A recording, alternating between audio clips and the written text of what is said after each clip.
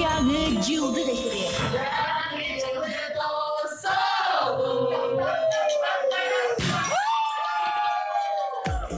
Ак кар чүмкө бала тоонун сиресин жыл жаңырды берип бакыт элесин, жаңы өмүрдүн тык-тык кусокко мүнөтү жалындатты ар бир адамдын тилегин. Саналуу сааттардан кийин ардактосор 2019-жылды узатып жаңы 2020-жылдын дагы босогосуна турабыз. Бул күндү турлай Мен Кыял ФМ радиосунун толкунунда Алтын микрофон программасынын дагы майрамдык эфири башталды. Баардыгыңыздардын келе жаткан жаңы жылыңыздар менен куттуктап, микрофондо Амина Ахматова. Ал эми мен студияда жалгыз эмесмин. Бүгүн мына ушул баардыгыбыздын көңүлүбүздү көтөрүп, майрамдык эфирдин шаңына шаң кошкон бүгүнкү биздин сүйүктүү конокторубуз дагы төрүбүздө. Саламатсыздарбы? Жаңы жылыңыздар менен келе жаткан. Саламатсыздарбы? Сен да жаңы жыл менен куттуктайбыз. Баардыгыбызга тең болсун. Ал эми төрдөн баштап угармандарыбызга тааныштыра кете турган болсом, биздин сүйүктүү, таланттуу десем дагы жаңылышпаймын, Элдияр Жылдеңбаев байкебиз. Кол чабуулар болсун шаңдуу. Саламатсыздарбы? Куттуктуу күнүңүздөр менен. Тең болсун. Ошондой эле опера ырчысы биздин сүйүктүү эжебиз. Эми эжебиз ырдап атканда баягы унчукпай эле угуп туруш керек да. Бактыгүл Бокоева эжебиз. Саламатсызбы? Ошондой эле элибиздин эрке уулу деп дайыма баягы айтып келебиз. Таланттуу ырчы Максат Кыштобаев дагы бүгүн бизде эфирде конокто. Кол чабуулар болсун. Рахмат. Сиздерди көргөнүбүзгө өтө кубанычтабыз. Жаңы жылыңыздар менен кандай даярдыктар болуп атат? Деги эле 2019-жыл сиздер үчүн кандай жыл болду? Айта кетели, угармандарыбыз менен учурашалы. Кыздын мен дайым айтам, кыздын любой чачы улуу. 40бу, 39бу, кыскабы, узунбу, тармалбы, түзбү. Ансыз деле узун чачы. Мейли эми, саламатсыздарбы? Улуу урматтуу биздин угуучулар, мына жаңы жылдын мына акыркы сааттарында Кудай буйруса мынантип жолугушуп атабыз. Мен Кыял ФМ радиосуна терең ыраазычылык билгизебиз. Эми ар бир жылы Кудайымдын ушу насип кылган баягы жемишин көрөбүз да. Ооба. Быйыл дагы өзү дагы 9 деген 7, 9, 11 деп кыргызда аябай мындай жакшы неме жакшы сандар деп айтам да. Аябай жакшы жыл болду. Көп жетишкендиктер, көп сыйлыктар болду. Мен жакында эле мына Бүрдө күнү баламдын туулган күнү болду, 16-га чыгып. Жаңы жылдын астына өзүмө белек кылып алдым эле. Анан эми ошондон баштап эле уланып эле аябай жакшы концерттер болуп атат, жакшы жетишкендиктер болуп атат, сыйлыктардын баары кабыл болсун. Ийгиликтин жылы болду деп эсептейм да. Жакшы экен. Келиңиз Элдияр мырза.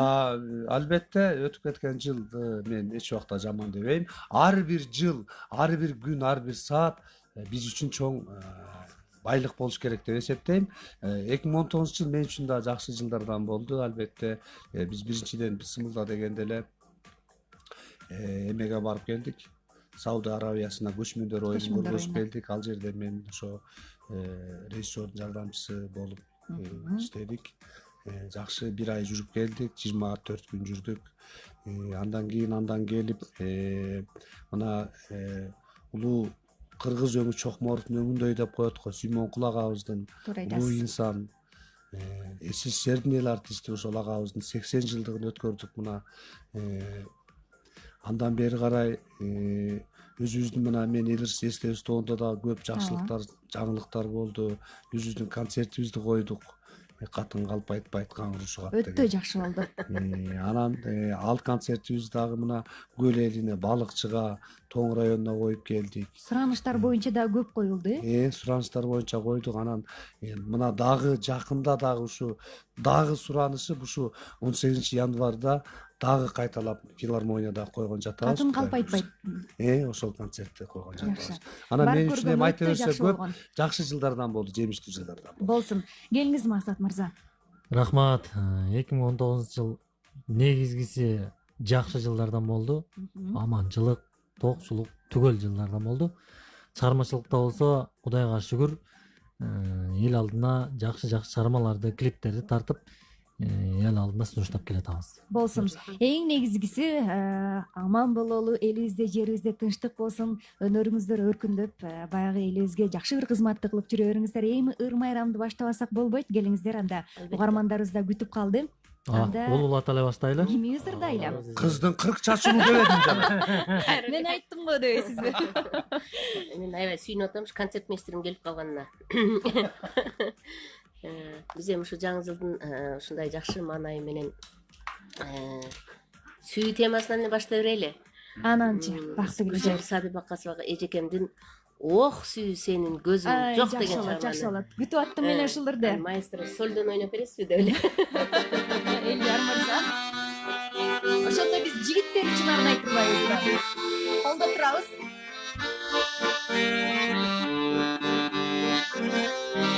Жаңы жылдын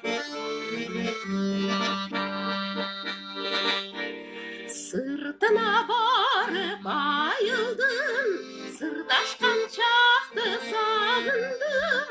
Түгөнбөй сөздүн учугу, түгөндө аппак кайыңдым. Ак кайың тура көзүң жок, андагы айткан сөзүң жок. Айтылган сөзгө турбаган, ак сүйүү сенин көзүң жок. жигиттер барбызбы? Жылдызын көктүн таратып, жылмайып тоодон таң атып, кадыр түн тоскон кездер ай, кай жакта калды адашып. Алкайың тура көзүң жок, андагы айткан сөзүң жок. Айтылган сөзгө турбаган, эх сүйүү сенин көзүң жок.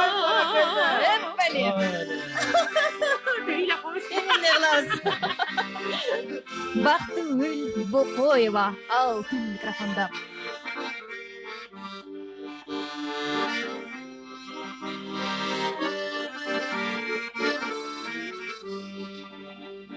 Айтылбай турган ант калып, жүрөккө бекен так салып, сен кеттиң кайра кайрылбай, мен турам көзгө жаш алып. Алкайың тура көзүң жок, андагы айткан сөзүң жок. Айтылган сөзгө турбаган, ох сүйүү сенин көзүң жок. Аккайың тура көзүң жок, андагы айткан сөзүң жок. Айтылган сөзгө турбаган, ак сүйүү сенин көзүң жок. Эх сүйүү сенин көзүң жок, ах сүйүү сенин көзүң жок.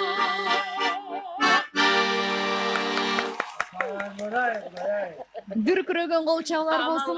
Караңыздарчы. Сүйүүнүн чын эле көзү жок шейтай. Көрүү сезими начар экен да. Көрүү сезимиби? Болгондо дагы. Эми келиңиздер сонун ыр болду кандай жооп кылып майрамдык эфирди улантабыз. Элдияр байке өзүңүздө ыр кезеги. Келиңиз, сизден дагы жакшы ырды күтөлү анда эмесе. Сиз сүйүүнүн көзү жок десеңиз мага бир эме эсиме келип атат да, анекдотчу. Бирөө айтат дейт осуна. Мен бүгүн окулистке барып келдим, көзүмдү текшертип деп. Анан эмне деди? Көзүң жакшы эле экен десе. Көзүм жакшы эле экен, тамгаларды үйрөнүп кел деди го деп. Анысы кандай? Ден соолугубуз чың болсун, Болсун, болсун. Угуу, көрүү, сезүү, бардык сезимдерибиз тың болсун деп коеюн. Кездер анда эмесе эмне кылабыз? Сүйүү жөнүндө баштагандан кийин ошону улаш керек. Албетте, сүйүү деген адамдын жүрөгүндө сүйүү болбосо бул жашоонун кызыгы жок го дейм. Себеби жашоону сүйүш керек. Бала чаканы, ата энени, эл журтту, ата мекенди сүйүш керек. Дей койчу, толтурада сүйчү нерселер. Келиңиз анда. Ошону улайын, Элдияр Жылденбаев алтын микрофонда.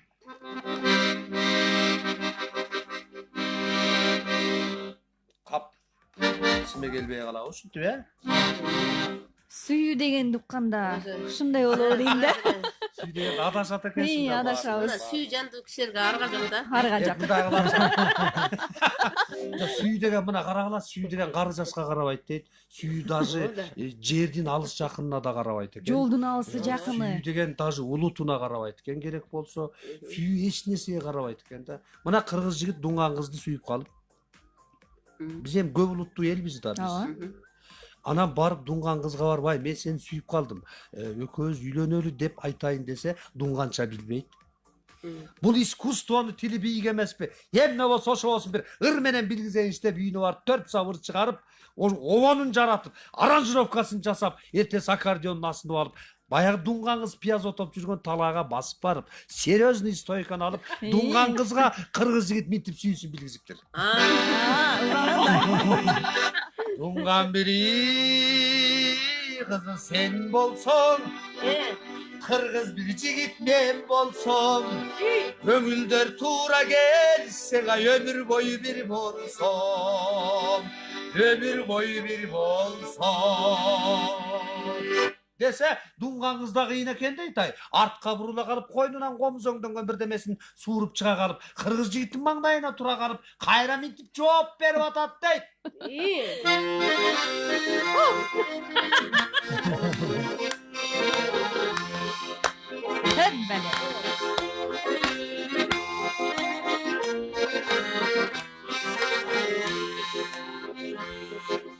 Чеснок, пияз айдайбыз, перечти белге байлайбыз. Чын көңүлүң бар болсо эгер, чесноктой жайлайбыз. Чесноктой жайлайбыз, чесноктой жайлайбыз, ай жайлайбыз деп эки куплет ыр менен табышып алып, бүгүнкү күндө 5 баланын ата энеси болуп, бактылуу жашап атат дейт. Барыңардын жүрөгүңөргө сүйүү калайын. Жакшы болду, кол чаппасак болбойт. Эми сүйүүгө караңызчы кандай жооп калтырганын. Кала максаттуу кала, максат ке. Максат Агасын көрүп, үйнөсү өттөчү эле я. Жакшылар болду. Жакшы табышкан экен 2 жаш. 2 жаш. Бактылуу жашап атыптыр. Жүрөк сырын ырдап берейин. Жүрөк сыры Максат Кыштолбаевдин арасында.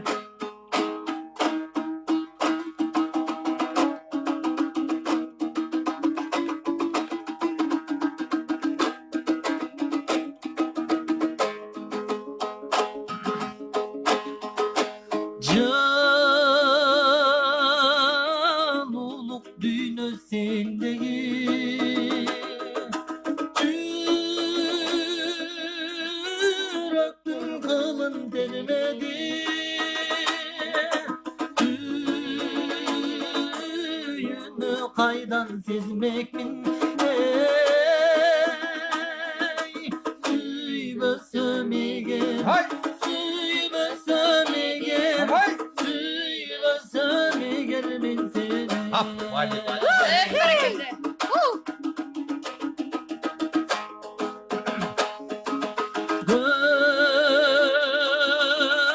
Görkünde joktoy tengdeşi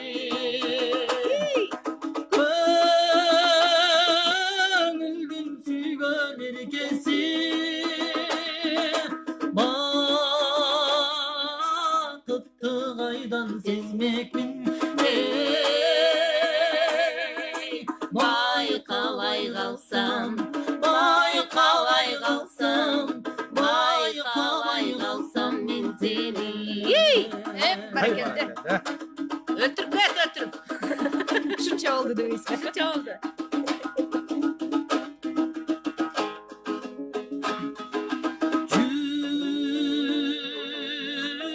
Yürektün sezbey arzusun Durmuştun basma yaşusun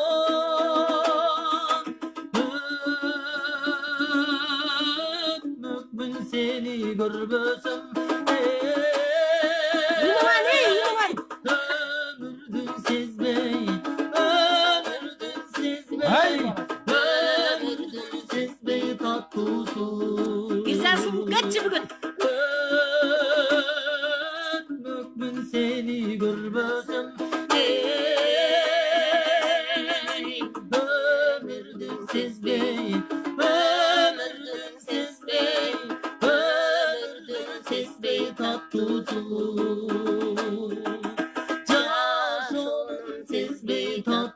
болбосун. Бали.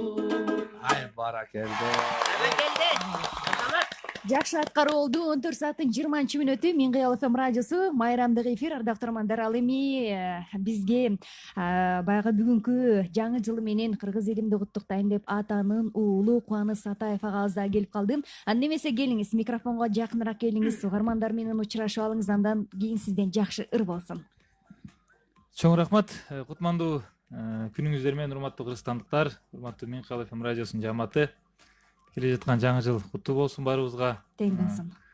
Кандай каалоо тилектерди тилесек, ошол тилектердин баардыгы орундалсын. Ушу биз дагы ушул бүгүн жаңы жылдын босогоздун аттарда ушу сиздердин радиого келип, эл менен баарлашып атканыбызга чоң кубанычтабыз. Болсун. Төмөндөгү кырдестерлердин баардыгы сиздер үчүн. Анда эмесе ушул жерден сиз даярданып турсаңыз, биз жарнамага кезек берели, андан соң уланталы.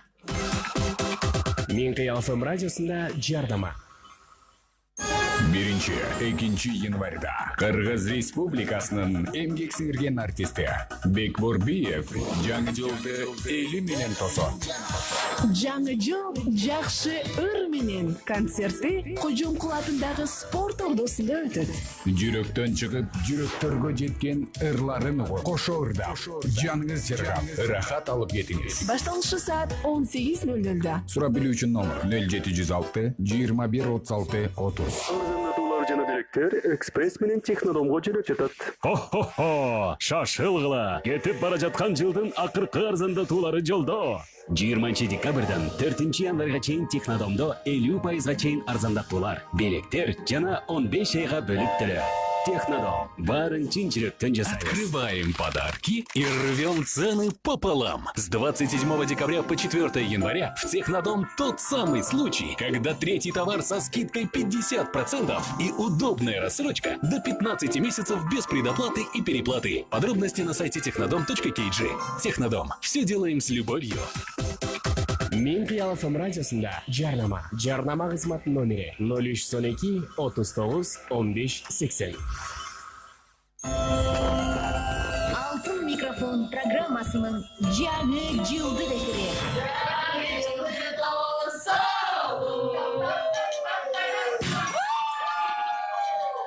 Мына ушундай шаң Мен Кыял ФМ радиосунда, ардактуу угармандар, 14 сааттын 22 мүнөтү. Анда эмесе келиңиз, жакшы ыр болсун. Кубаныч ага сизден. Эмезе ушул баардык тилектер орундалсын, ак тилектер ишке ашсын деп сиздер үчүн атам Чубак Сатаевдин Ак тилек деген бир ыры бар, жакшы. Жакшы болот. Ошол ырды жалпы кыргызстандыктарга арнайбыз.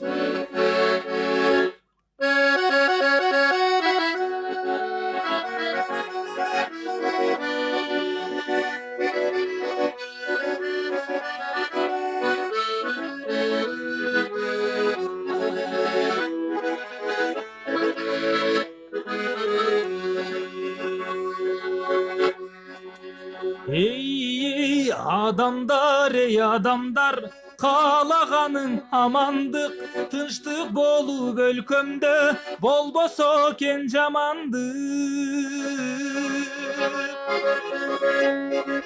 Эй адамдар, каалаганың жакшылык, тынчтык болуп өлкөмдө, болбосо экен касчылык. Биздин заман нур заман, ушул жыргалы гүл заман.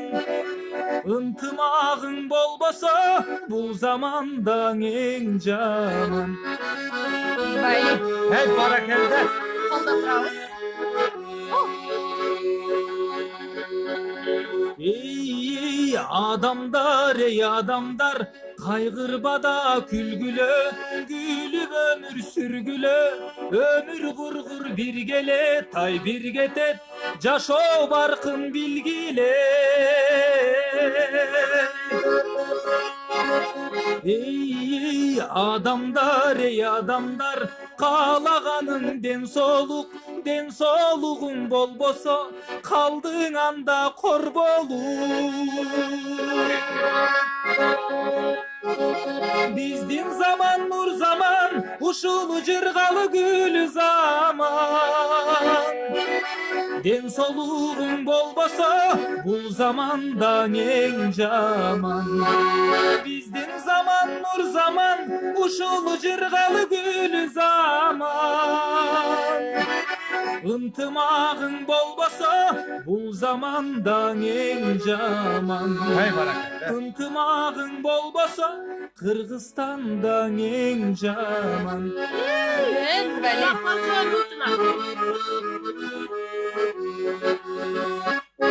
Ай барака. Мына ушундай көзүрмөндөрдүн бардыгын Мен Кыял ФМ радиосунун Facebook баракчасынан көрсөңүз болот. Түз эфирдебиз. Гүлмира Жолдошева жазат атажебиз. Жаңы жылыңыздар менен Мен Кыял ФМ радиосу кыялдарды орундатып жүрө бериңиздер. Биз сиздерди жакшы көрөбүз. Мен жакшы көргөн досторум мейманда экен. Бар болгула алтындар деп билдирсин калтырып атат. Саламыңызды өтсөңүздөр болот. Ой, рахмат. Кийинки билдирүүлөрдү жаңырталы. Салам, кандайсыңар дейт. Бактуу кележе дагы да болсо ырдаңызчы, азаматсыз сиздин үнүңүздү уккум келет чиркин дейт. Элдияр Мырза сизге келип атат. Салам, кандайсыңар? Мен Кыял ФМ радиосу жаңы жылыңыздар менен дейт. Жамгыр төктү чагылган патах деген өрдү. Ошону суранып атат. Анырдаш керек көчө жаан жабады. 87-51 номери калтырган экен. Конокторго узат өттүм эле. Сизге да бул суроону узат өтпөсөм болбойт. Кубаныч байке, 2019-жыл сиз үчүн кандай жыл болду? Баягы ак өргөлүү болдум деп калдыңыз. Кут болсун. 2019 абдан жакшы жыл болду.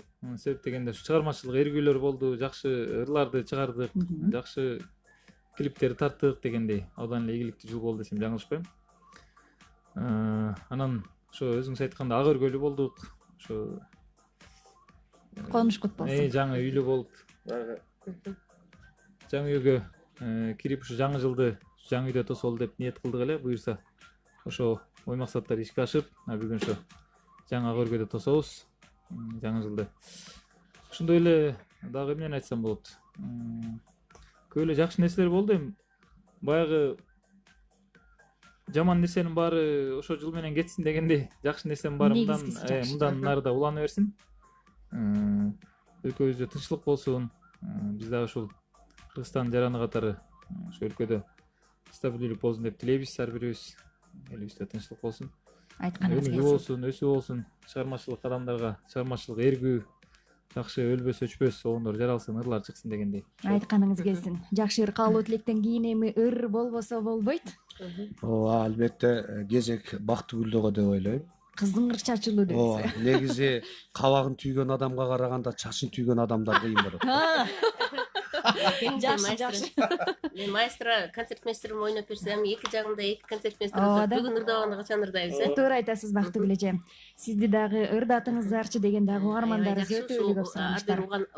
Угармандарыбызга аябай ыраазычылык билгизебиз, ушу ырыбызды күтүп, сөзүбүздү күтүп, ушундай биз менен чогуу болгон угармандарыбызга чоң рахмат жаңы жылыңыздар менен. Анда эмесе кеттик Түгөлбек Казаковдун Сүйүү жазы. Мен бүгүн сүйүүдөн кетпейм. Сүйүү жөнүндө эле ырдайлычы. Сүйүү жазы. Бактыгүл Бокоева ырдайт.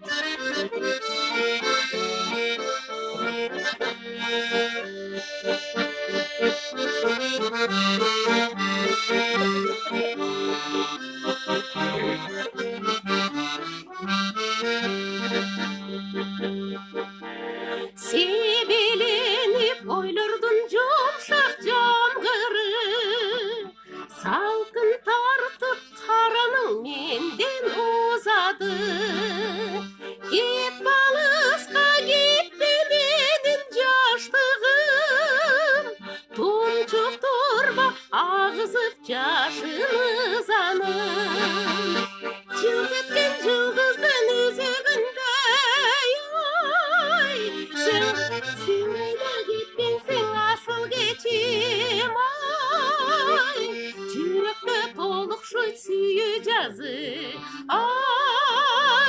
Сен качан келесиң асыл кечим. Баракелде.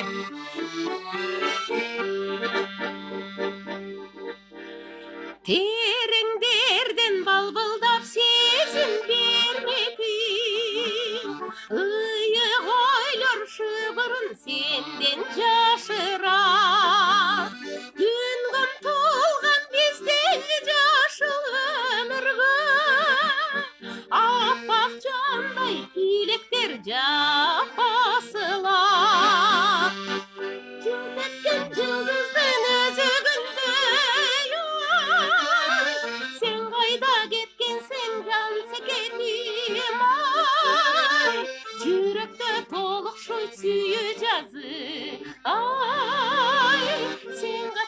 келесиң асыл кечим.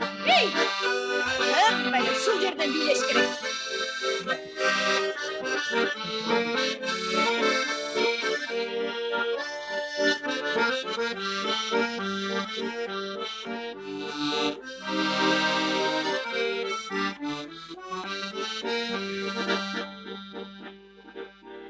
Биз бөлүндүк жамгырлуу жаздын күнүндө, кош айтыштык апакай кайын түбүндө.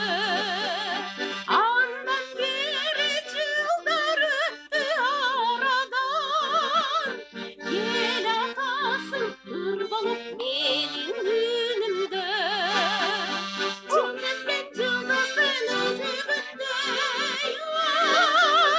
сен кайда кеткенсиң жан секетим, ай, жүрөктө толукшуй сүйүү жазып, ай, сен качан келесиң асыл кечим, сен качан келесиң жан секетим.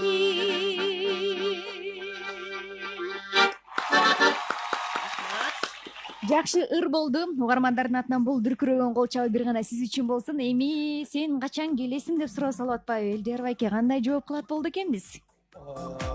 Барам деген. Орустарда жакшы сөз бар го, о боже деген. Опа, какая женщина ты возьми. Максимдин темасын улайынан да. Жакшы болот. Келем саган ырдаганда болбой калат го. Ойлоноюн деп. Суранычтарды дагы эске алалы сизден. Эмгеңиздер өзүм ушулду аябай жакшы көрөм, ошону ырдап берейинчи. Сүйүү жөнүндө. Сүйүү жөнүндө кайсыл ыр болду экен? Сүйгөнүнө жетпей калган адам жөнүндө да. Сүйгөнүнө жеткен адам бактылуу болот, сүйгөнүнө жетпей калган адам андан дагы эки эсе бактылуу болот. Ыйлабайбызбы деги? Себеби ал сүйгөнүнө жетпей калса, берки сүйгөнүнө жетти да, ошон үчүн бактылуу.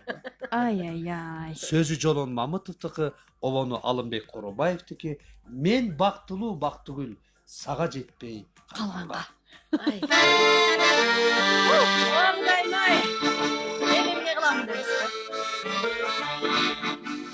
Мен бактылуу сага жетпей калганга, болмок эмес чогуу жүрүп алганда, ак дидирип аягында өтүп, чын сүйдө калуу керек арманда. Ак дидирип аягында өкүнүп, чын сүйдө калуу керек арманда.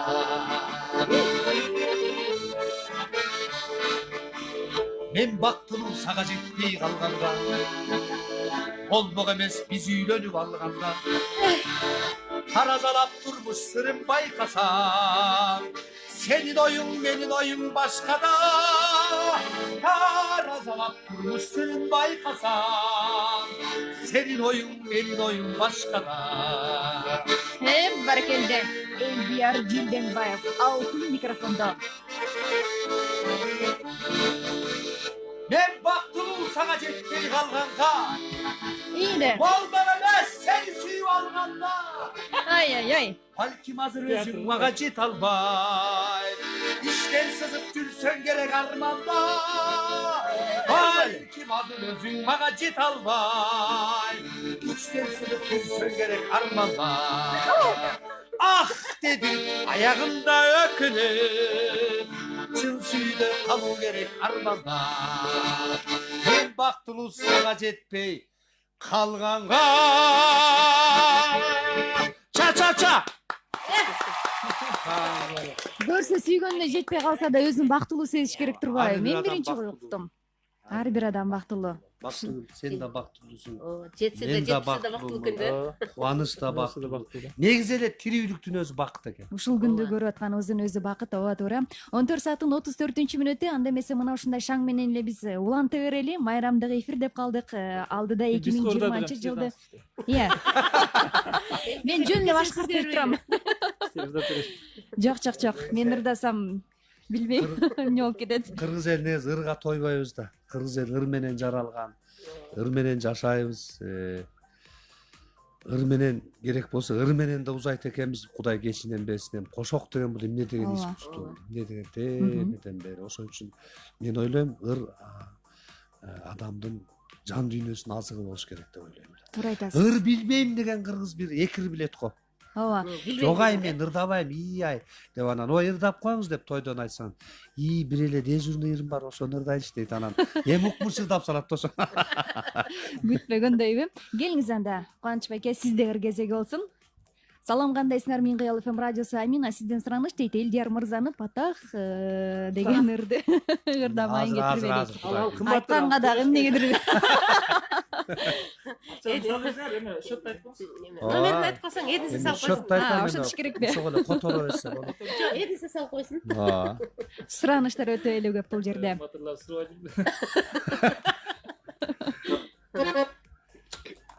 Кымбатынан ырдачы. Эми жаңы жыл жөнүндө ырдап берейин. Бул 7-8 жыл мурда чыгардым эле. Ону Болот Алыкуловдуку, Айштампы сөзү меники. Жаңы жыл деген ыр. Жаңы жыл. Бүгүн ырдабасак болбойт да мен мындай ырларды. Жаңы жыл жөнүндө ырлар. Жаңы жылда гана коюңдар.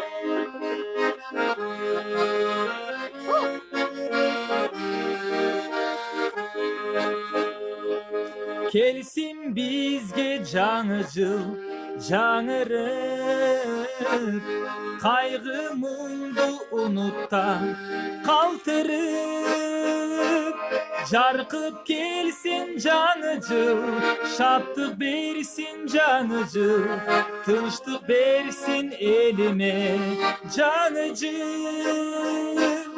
Жаркып келсин жаңы жыл, шаттык берсин жаңы жыл, тынчтык берсин элиме жаңы жыл. Өкүнбөйлү өткөргөн күндөргө кайгысы бар, шаңы бар өмүрдө. Сүйүү берсин жаңы жыл, шаттык берсин жаңы жыл, ыйман берсин элиме жаңы жыл. Сүйүү берсин жаңы жыл, жаштык берсин жаңы жыл, ыйман берсин элиме жаңы жыл.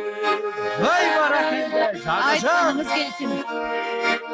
Кубаныч сатар. Жаңы жылыңыздар менен. Жаңы жыл. Жаңы жыл. Жаңы жыл. Аяз ата, аяз кыз келе ғой, шаңды ырдап би билеп бере ғой. Курбу достор келе ғой, бир тосолу деген ой. Бүгүн майрам, бүгүн шаң күлүп кой. Курбу достор келе ғой, бир тосолу деген ой. Бүгүн майрам, бүгүн шаң күлүп кой. Бүгүн майрам, бүгүн шаң күлүп кой. Ай, бали. Кол чаппасак болбойт, айтканыңыз келсин. Баягы сонун сөздөр камтылган экен. Мындай билдирүү келген экен. Салам, кандайсыңар дейт. Бактыгүл эже, мүмкүн болсо аял заты катары айтыңызчы, бүгүн дастарконуңузга кандай салаттар, кандай тамактар коюлат дейт. Аял катары ар бир эне ушул жаңы жылда ушу балдарга үй бүлөгө даярданабыз. 2-3 күн мурун даярданып, кечки продукты кылып. Бүгүн ушул рецептин мен билбейм, бирок кызым билет. Ырдайм дейсиң. Жок, ашкабакты мен ырдап берип турам. Ашкабакты ала келиңиз, бүтүн ашкабакты ошонун ичин тазалап туруп, ичине түрдүү түмөн эт, картошка, пияз тапканды салып туруп, бир жакшынакай фольгага ороп туруп, бир жакшынакай бир тамак кылалы деп атабыз да. Шилекей пайда болуп кетти жагы. Анан салаттарды дагы ошо баламдын суроосу боюнча оливье, ал 2 күн жейилиш керек. Ал сөзсүз болот. Жаңы жылдын салаты. Анан өзүнчө дагы бир продуктыларды алып келдик. Азыр эми интернеттин заманы болуп, интернетти ачсаң оңой, баягы даамдуу жакшы салаттар толуп тура. ошондуктан жаса да жей бер деп кечинде үйгө келип кеттиңиздер, адресин айтып коеюн. Баралы кандай дейсиздер? Ооба, селекцияда Ынтымак көчөсү 58-ге келсеңиздер, ошол мен айткан тамактардын баары сиздерди кечинде күтүп турат. Болсун. Кандай гана сонун. Эми бүгүнкү күндө болсак да турбай сурабай эле эшикте. Бул жаңы жыл деп калдык. Кандай ырым-жырымдарды жасаса болот? Ошол ырым-жырымдарды колдоносуздарбы? Элдар байке. Кандай ырым-жырымдар болот сиздин үйдө? Жаңы ырым-жырым азайып баратат да. Барган сайын. Ооба. Эми мен негизи эле ырым-жырымга деле көп деле жокмун, бирок жана кээ бирөө бар го, жана ача кеси болгон ортосунан өтпө, мындай өт, ушундай суеверие, мындай эме бар го, бир эмечи. Сыпыргынып эме жаксып кой дегенби? Мышык өтсө жолуңан өтпө. Ошондойлорго көп эметпейм. Бирок мен ичимен тилек кылам да. Мен сыртыма караганда ичимен тилек кылып ушу ырым кылып, ушу жаңы жыл жакшылыктын жылы болсо экен деп, бала чакам, неберелеримдин аманчылыгын тилеп, эли журтумдун Чоң ата болдуңуз жаңы беле? жыл күнү эле эмес, ар бир күнү жатаарда ошентип өзүм ичимен эме кылам да. Анан эми мен ойлойм, ар бир жылды, мына эски жылды узатып атпайбызбы? Жылдын босогосун аттаган сайын ошо бир чоң кубанычта болом да. Дагы бир жылды тоздук. Башка майрамдарга караганда. Бирок эми жаңы жыл башка майрамдарга караганда аябай, кээ бирөөнөн сурасаң айтат го, мен эки эле майрамды жакшы көрөм. Туулган күнүмдү анан жаңы жыл депчи. Анан мен туулган күндө деле эме келген сайын өткөрбөй деле калат экенсиң, туулган күнгө көңүл бөлбөйчү. Билбейм, Жашка жаш кошулган ар бир сайын жаш өзүнүн эмеси менен болобу. Мурун кичинекей чакта ойлочубуз, бул эмне отурушат, жыргабай моолар, ырдабайбы депчи, чоң кишилердичи. Жаш кезде айтчыңыз да. Көрсө курак ошого келип калат экен да. Анан эми мен токтолуп калдым да. Эми токтолуп калдым окшойт деп ойлойм, бирок Жок, сиз токтолбой. Токтолбой эле койбойсуз. Патак путак деп кетип атат. Эми жүрөгү татак-тутак болуп атса, сен картайбайсың. Ооба, картайбаш керек. Бул түрүн кетишиңиз менен сиз көпкө чейин картайбайсыз. Эмесе татак-тутак. Анда келиңиз. Мен Бир анда ушу суроо эми жоопсуз калды Элдар байке. Неберелүү болдуңуз беле? Чоң Ооба, атасызбы? мен 2 неберем бар. Ооба. Мен негизи неберем кызым анда таята болдум да, таята. Таята турбайсызбы? Уулум Кудай буйрса азыр 4-класс окуп атат, эми ошол уулумдан да Кудай буйрса эми. Болсун, ошол күнгө жеткирсин. Андан да небере көрөлүм деген ойлор. Ошол учурда да ушундай калыбыңыздан жазбаңыз. Анда келиңиз, суранычтарды эске алалы, сизден жагымдуу ыр болсун. Рахмат силерге, ушу Миң кыялдын угуучуларына, жалпы биздин угуучуларга ыраазычылык билдирем. Ушу жыл бою ушу менин ырымды ушу эл угуп, эл уккан үчүн эме болуп атат. Мен бул ырды дайыма айтып жүрөм, мен мага ар кандай суроолор беришти, сен эмне үчүн Аксубай атабыздын ырын бузуп деп. Жок, мен бул ырды жеткирейин, тескерисинче элге жеткиликтүү кылайын деп мындай боек кошкондогум деп. Жетпей атканда Кооздогонуңуз. Ошону айтып эле жүрөм. айтмак тири болсо. Ошол кездер ошону аткарып берейин. Анда жакшы болот. Угуучулар суроосу боюнча. Болсун. Колдоп турабыз.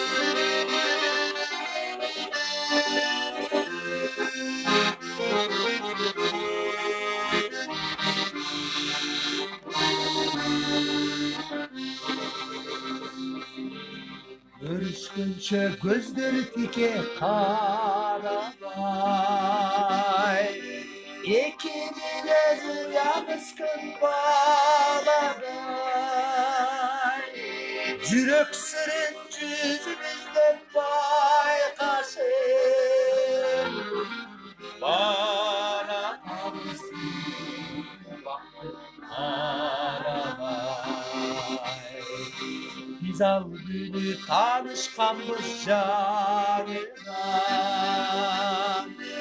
yarım karış çıkım gelmek canından. Appağımdı görüp alçı degensin, almış yani cadde düştü şanından. Oy appağımdı görüp alçı degensin, almış yani cadde düştü şanından.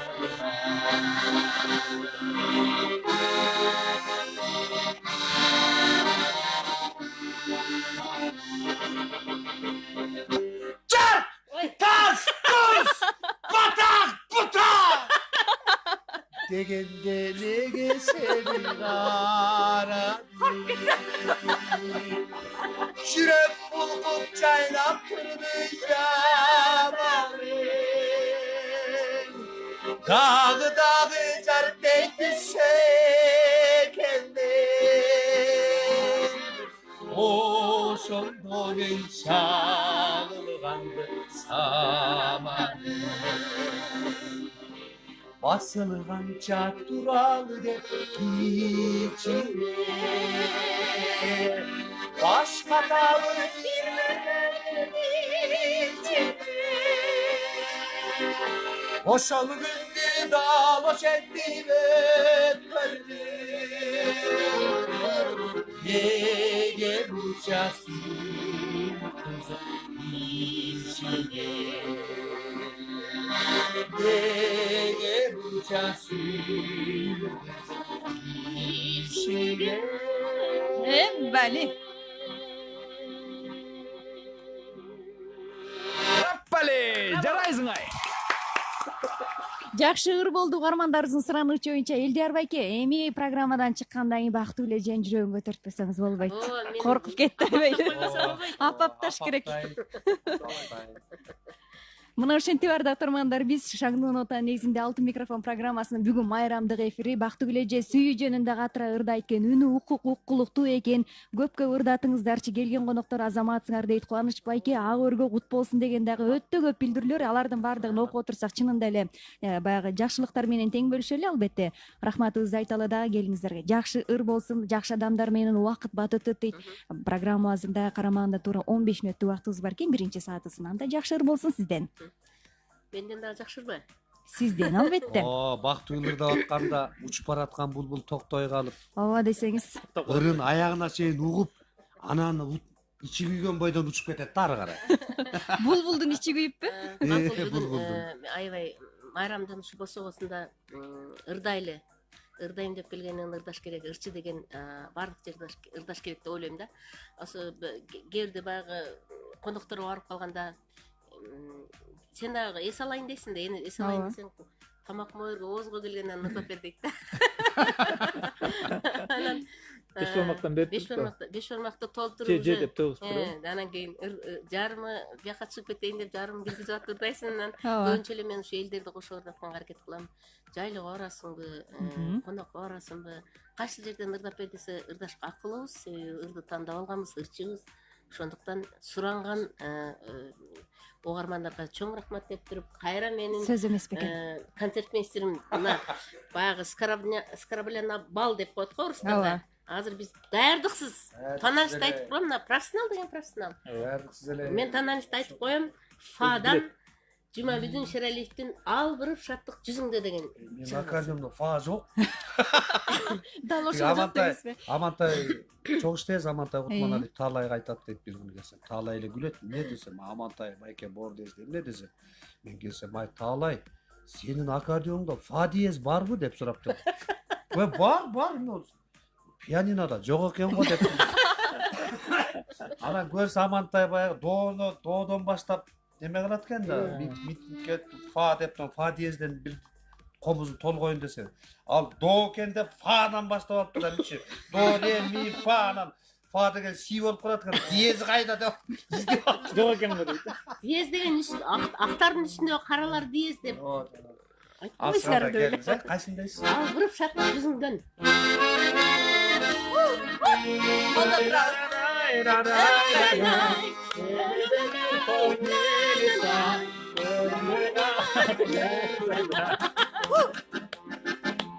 Бар бекен эсте баягы, бак жете айыл аягы, баратты кишке бир басып, күч алып жашты баяны.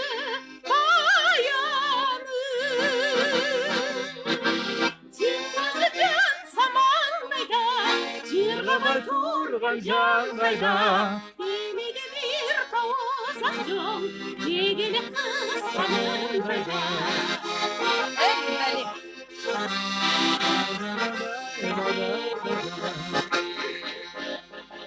Айта албай сырдын түбөлүн, ак түсүп кетти жүрөгүм.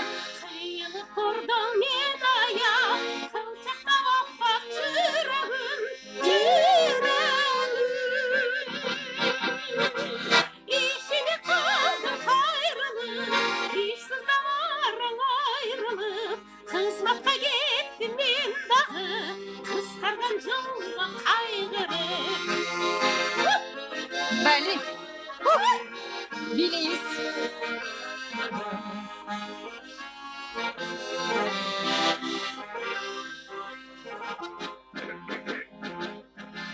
Andan soң көрдім күзіңді, алдырып шаттық жүзіңді.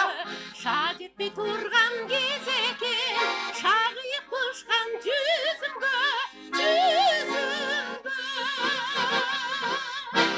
Байқалай көрек жайнаған, ташталды сырлар қайрадан. Гүлдеткен сүйіп отағын, гүл тұрмыш сенден айланам.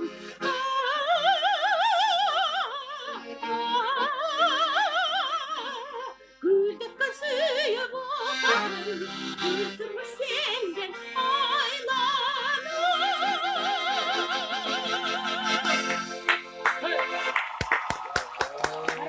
Бул кол чабуудары сизде. Сиз билбейсизби? Сиз кол жана жерден Жана балкулук айыштан. Демеге бир топ милиса, көрүнбөй калат мындайда. Ушул жерден жарнамага кезек төрөлү, андан соң Кубаныч байке сизден бир ыр болсун дагы соңку мүнөттөргө багыт алат экенбиз. Мен Кыял ФМ радиосунда жарнама.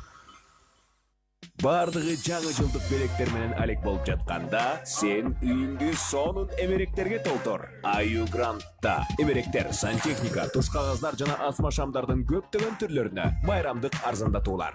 Биздин дарек Чолпон ата Горькийдин кесилишинде. Байланыш телефону 0555 22 22 Арзандатуулар жана белектер экспресс менен Технодомго жөнөп жатат. Хо-хо-хо, шашылгыла. Кетип бара жаткан жылдын акыркы арзандатуулары жолдо. 20 декабрдан 4 январга чейин Технодомдо 50%га чейин арзандатуулар, белектер жана 15 айга бөлүп төлөө.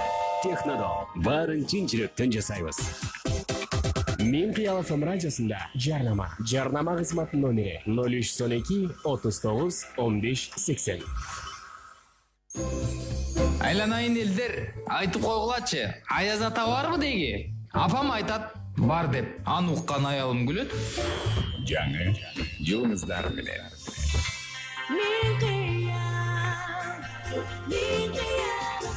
Дал ушул угуп жатканыңыз Мен Кыял ФМ радиосу, микрофондо Амина Ахматова. Анда келиңиз, Кубаныч мырзадан жакшы ыр болсун. Программабыздын соңку мүнөтүндөбүз. Биринчи саатты эсиңиздерге салып өтөлү. Чок элерде эле байке эле билсеңиз керек. Сыйлай жүр деген атабыздын жакшыроор. Ушу жашоодо бири бирибизди сыйлап, бири бирибизди кадырлап, сый талашып жүрөлү. Элибизде ынак болсун, береке болсун. Атам ушу ар дайым концерттин аягында сыйлай жүр датчу эле да. Эл арасында эки тал деп казактарды дап жүрөт. Сыйлай жүр. Кошулуп турабыз. Бали.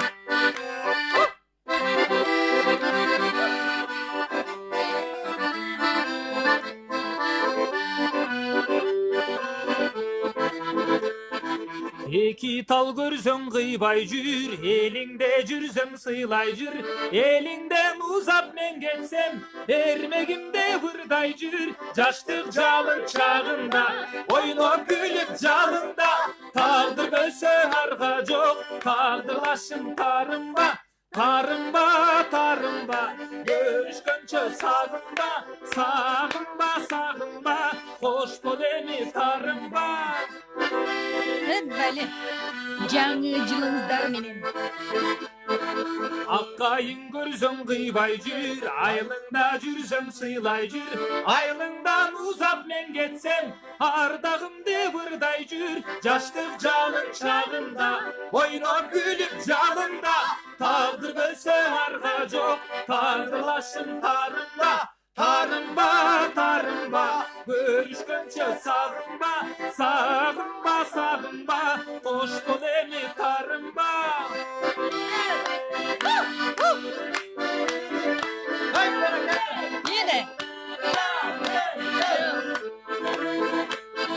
Жалғыз тал көрсең қыйбай жүр, жаныңда жүрсем сыйлай жүр. Жаныңдан ұзап мен кетсем, жалым деп ырдай жүр. Жаштық жалын шағында, ойнап күліп жаныңда. Тағдыр бөлсең арқа жоқ, тағдырлашын тарынба.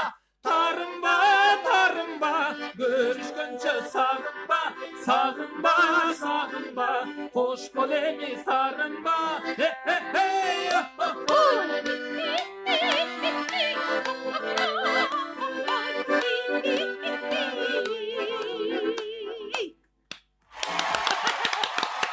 Рахмат, жакшы ыр болду. Кубаныч Сатаевдин аткарысында эми мына ошентип 14:55. Бул менете сиздерге соңку сөз кезегин берели. Келип бергениңиздер үчүн чоң рахматыбызды айталы. Ар убакта бар болуңуздар. Кирип келе жаткан жаңы жыл сиздердин ишиңиздерге ийгиликтерди, ушул жылы аткарылбай калган кээ бир тилектер келе жаткан жылы орундалсын. Үй бүлөлүк бакыт каалайбыз. Үйдөгүлөргө салам айта барыңыздар. Мен Кыял ФМ радиосу дайыма сиздер менен. Ошол эле учурда соңку сөз болсун. Келиңиздер. Кыздын 40 жашы. Жаңы жылыбыз ушул 2020 деп аябай жакшынакай жылдардан болуп атат. Эми 3-0 болуп чайын дагы бир кылым жашашыбыз керек экен да. Айтканыңыз келсин. Анан эми баарыбыздык эле ушул чычкан жыл деп коет. Чычкан жыл менин мүчөлүм жылым. Аябай жакшынакай маанай менен тосуп алып атам мүчөлү жылды. Кызылдан кийине турбайсызбы? Кызылдан кийип бир мындай кызыл микрофондун астына дагы бир чакырсаңар. Болсун, болсун. Бир өз сөзүңүз. Элибизде аманчылык болсун, тынччылык болсун. Ушул кыргыз элимдин ушуну алдыга өсүшүн гана каалайбыз. Алдыңкы мамлекеттерден болсун. Амин. Мен кыргызмын деп сыймыктанып айтып келем, айта берем. Кыргыз элин сүйөм. Баарыңыздарды сүйөм жаңы жылыңыздар менен. Келиңиз. Мен деле бактыбүдүн мен деле сүйөм. Мен деле ушинтип ойлойм деп койсуң. Сөзүн улайм. Биринчиден урматтуу Миң Кыял ФМдин кызматкерлери, сиздерге чоң рахмат. Бар болуңуз. Жаңы жылдын алдында ушу тозордун алдында бизди чакырып, ушу жаркыраган студияңарга чакырып, мейманга чакырганыңыздар үчүн чоң ыраазычылык билдиребиз. Чакырган жерден калба дейт го кыргызда. Ишиңиздерде ийгилик болсун. Биринчиден сиздердин ишиңиздерге ийгилик каалайм. Экинчиден ушу жалпы угармандар, радио угуучулар аман болсун, кыргыз элим тынччылыкта болсун. Жаман Кубаныч айткандай, жаман жуман нерсенин баары ушу эски жыл менен кетсин. Жаңы жылда адам үмүт менен жашайт турбайбы? Ошол үмүттөрүбүз орундалсын, алдыга койгон максат тилектерге жетели. Чыгармачылык инсандар, улуу кичүү баарыбыз мына топурашып, чогуу аралашып иштеп жүрөбүз. Ишибизде ийгилик болсун. Дагы чоң чыгармачылык ийгиликтерди жарата берели. Элге тынччылык каалайм. Ден соолукта болот. Болсун. Кубаныч беке, келиңиз. Чоң рахмат. Ушу илгери биздин ата бабаларыбыз айткан экен да, ушу Токтогул Сатылганов атабыздын убагында. Ушу эл болбосо биз таштар кырдамак белек деп. Ансыңар ушу бизди баккан эл болот, ошон үчүн эл ичинде тынччылык болсун, элдин курсагы ток болсун, маанайы ачык болсун. Ушу эл болсо, элдин арасында биз ушу элдин маанайын көтөрүп, элге кызмат кылып жүрө берели. Кыргызстаныбызга тынччылык, токчулук, ынтымак, эч качан бөлүнбөйлү. Жаңы жылда жакшы ийгиликтерди багындыралы. Айтканыңыз келсин. Жаныбек Алкулов агайыбыз айтып калчу эле, элге берсин, мына сиздерге берсин, сиздерге берсе биз өзүбүз ала алабыз деп. Жакшы, 1 саат алкагында сонун майрам куруп бердиңиздер. Баягы айтылган сөз акыл болсо, уккан кулактагы макул болот экен. Айтылып аткан тилектердин баардыгы кабыл болсун. Дагы бир жолу келип туруңуздар, бар болуңуздар, ийгиликтерди каалайбыз. Ардактуу угармандар, Алтын микрофон программасынын 1 саатынын коноктору бүгүн Токтогул Сатылганов атындагы Кыргыз улуттук филармониянын эл ырчысы СТВ тобунун ырчысы Элдияр Жылдеңбаев, ошондой эле опера ырчысы, маданияттын мыктысы биздин сүйүктүү эжекебиз Бактыгүл Бокоева эжебиз. Үнүңүз чынында эле керемет. Сөз жок. Ошол эле учурда атанын уулу Кубаныч Сатаев агабыз дагы мына ошентип сонун эфир куруп беришти. Толкундан эч кайда алыста көрбөңүз. Жаңы саатта дагы чогуубуз. Демек биз 2 саатыбыздын конокторун тосуп алабыз.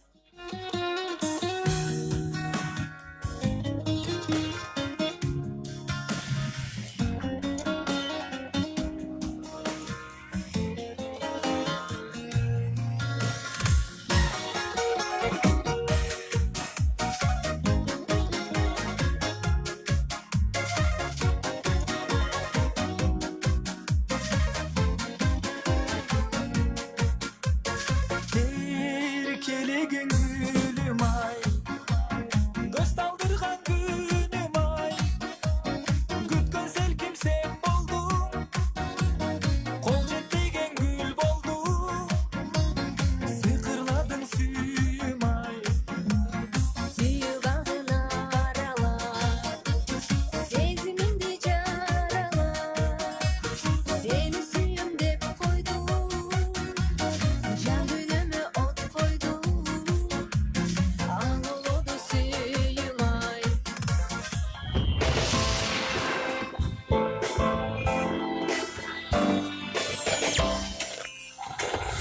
ар бир инсан жаңы жылды жаңы үмүт, жаңы кыялдар менен күтөт. 2020 жыл мекенибизге тынчтык, элибизге береке алып келсин. Кыргызстаныбыз өнүгүп, ар бирибиздин маанайыбыз жарык, ден соолугубуз бекем болсун. Эмгегибиз үзүрүлүү болуп, ийгилигибиз арта берсин. Жаңы жыл жакшылыктарга мол болсун. Сиздерди терең урматтап, Safe Business компаниясы.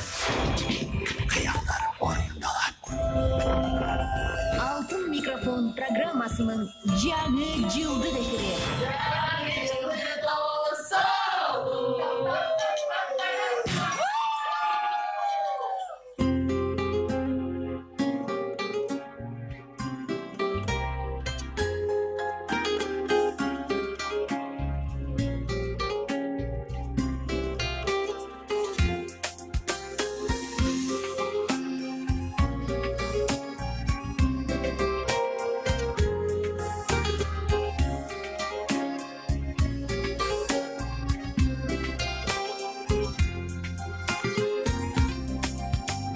Жакшысыңбы, жалбырады жашыл кыз, ару таза акактайым асыл кыз.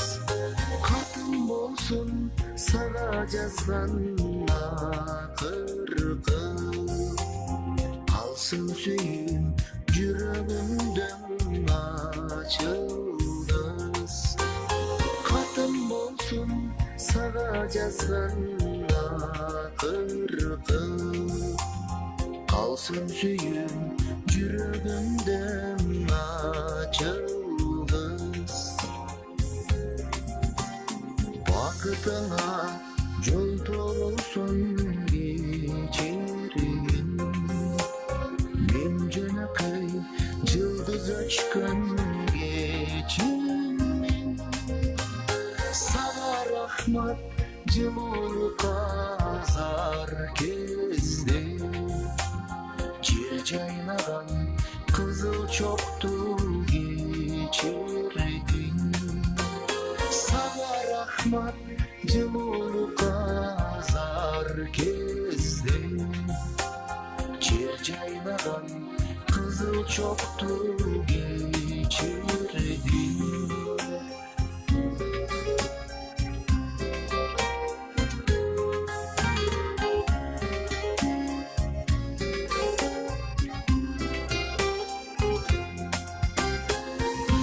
Жаркыратат жан дүйнөмдү жанымды, жаркыраган тереземдин жарыгы.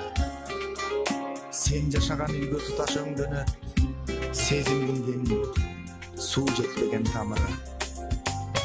Өчкөсүдөн ушул жарык эч качан өтпөсө экен ушул мезгил деп калам.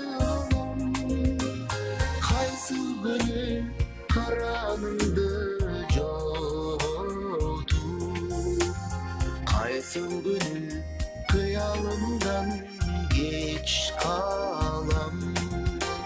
Кайсы күнү караныңды жоготуп, кайсы күнү кыялымдан кеч калам. Кайсы күнү кыялымдан кеч калам.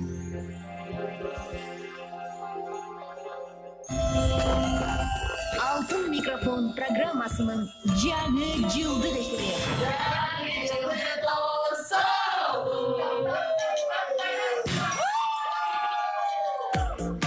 Анда эмесе ардактуу угармандар, мына ушинтип Алтын микрофон программасынын жаңы жылдык эфиринин экинчи сааты. Микрофондо Амина Ахматова. Бир саат биздин толкундан дагы эч кайда алсабаңыз, алдыда сонун программалар орун алат. Эң негизгиси сиздин маанайыңызды көтөрүп, сонун ырлар ырдалмакчы.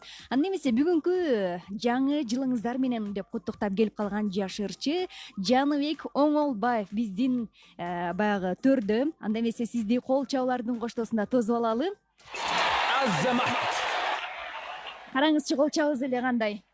Микрофонго жакыныраак сүйлөңүз. Даржал, ассаламу алейкум. Саламатсыздарбы, урматтуу жалпы кыргыз элим жана Мен Кыял FM радиосунун жалпы угармандары жана жалпы жамааты кирип келе жаткан жаңы жылыңыздар менен бардыгыңыздардын.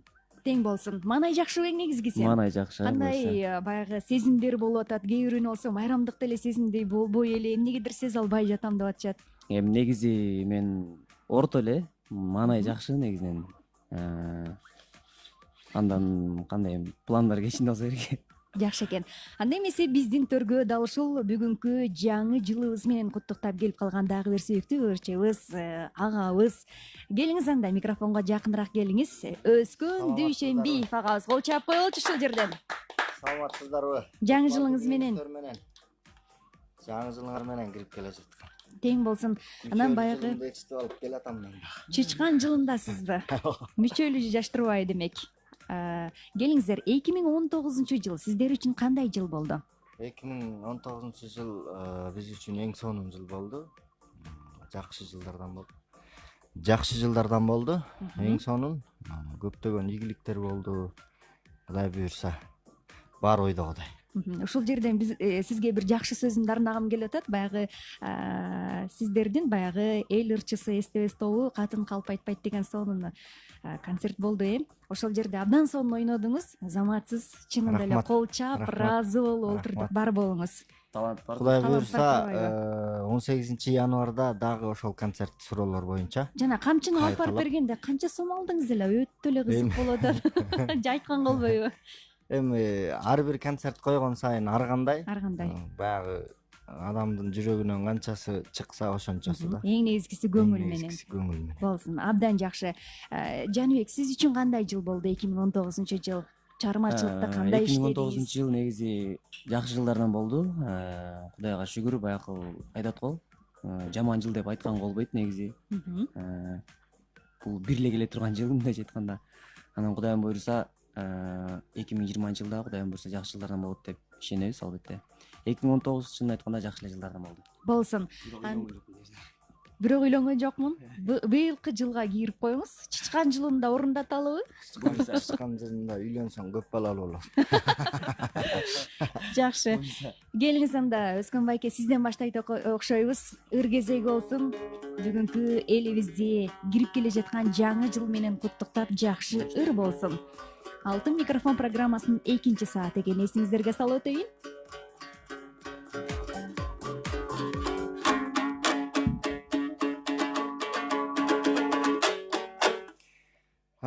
Мен анда баягы адаттагыдай эле өзүм көнүп калган чыгармалардын бири, өзүм жакшы көргөн ыр Жеңишбек Шамшиевдин Карагым келет ансайын деген. Жакшы болот. Ошону менен баштап алайын.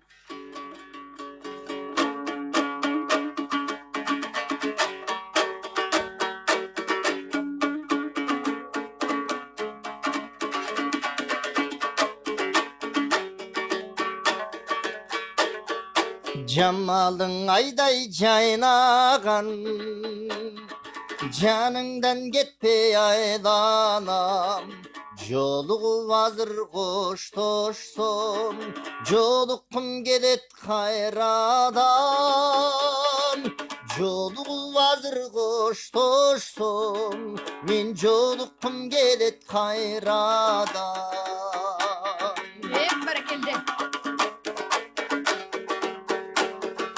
Sözünden takır tanbadım, sözüngü hiçbir kanbadım. Söylegen sayın kayradan, söylese deymin calcalım. Söylegen sayına kayradan, söylese deymin calcalım. Бали. Жаныбек мырза, көп ойлонбоңуз, колдоп туруңуз, келиңиз. Жылмайып күлүп койгонуң, жаныма медер болгонуң. Күлсөң даң эчен жылмайып, күлкүңө эч бир тойбодум. Күлсөң даң эчен жылмайып, күлкүңө сенин тойбодум. Баракелде. Жыл сайын эмес ай сайын, ай сайын эмес күн сайын. Қарасам жодыр көзіңді, қарағым келе тансайын. Қарасам жодыр көзіңді, мен қарағым келе тансайын. Бали. Қарағат мөлтір көзіңді, мен қарағым келе тансайын. Қарағым келе тансайын. Кара эле суктанып эле сөзүңдү арнап турганга эмнегесине Өскөн байкем. Келиңиздер, алдыңыздарга ысык чай келди. Ал отуруңуздар, биз жарнамага кездектирели, андан соң Жаныбек мырза сизден жаңы сонун ыр болсун, Мен Кыял ФМ радиосунда жарнама. Жаным, мен сага белек алып келдим. Шуба? Жок. Анда бриллиант шекек, же машина? Жок, жаным. Мен алып келген белекте 101% сүйүү, нокура азыктар, кайталангыс даам бар. Ар бир элементи бир гана сен үчүн. Кыргыз шоколады. Кыргыз шоколады. Ар бир үйгө кубаныч. Чын эле, кайталангыс даам. Бирок шуба деле кошуп койсоң болмок. Мен Кыял ФМ радиосунда жарнама. Жарнама кызматынын номери 0312 39 15 80. Эгер жаңы жылда мага 5000 сом которсоңуз, сизде жыл бою 5000 сомдуктар үзүлбөйт. Көңүл сыртында калтырбаңыз. Жаңы жылыңыздар менен.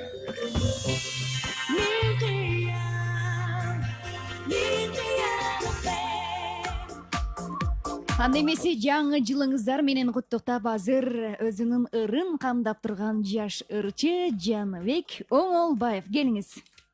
Ыр кезеги сизде болсун. Келиңиздер, анда мен дагы Өскөн байкемдин жыл экен, ошол жыл менен куттуктайм. Рахмат. Биз дагы Кудайым буйруса ушинтип мүчө жыл тосолу. Анан эми ушул мен дагы ушул өзүмдүн көңүлүмө жаккан, ар дайым ушундай ушул аккордеонго салып ырдап жүргөн ырлардын бири ушул Чуак Сатаев агабыздын Кара көз тырдап берейин, шаңдорого.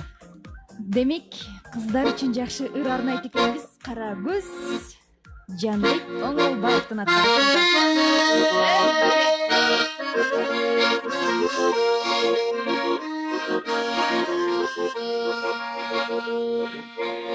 Көзүдөрүң турат көзүмдө, көңүлүң барбы өзүндө. Көп жүрүп сендей кызды көрбөдүм мен, кыдырып дүйнө жүзүндө, кыдырып дүйнө жүзүндө.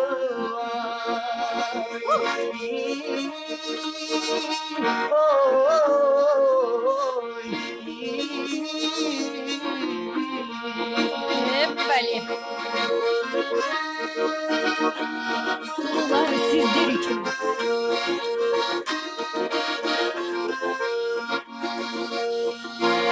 Көзүдөрүң сонун капкарайы,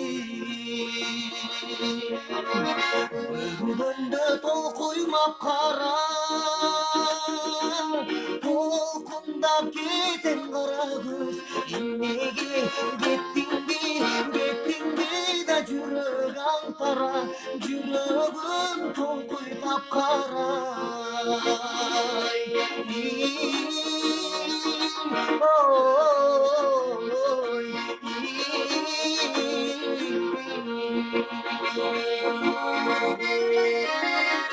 Жаңы жылыңыздар менен.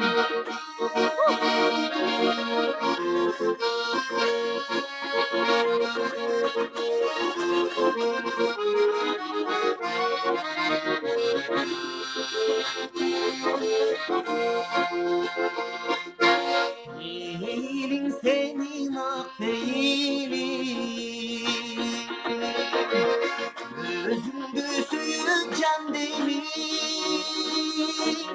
Жылмайып койсоң кара көз, эмнеге мен сага тагдырга эле barбы жазганың, турмушка эле барбы жазганым ай.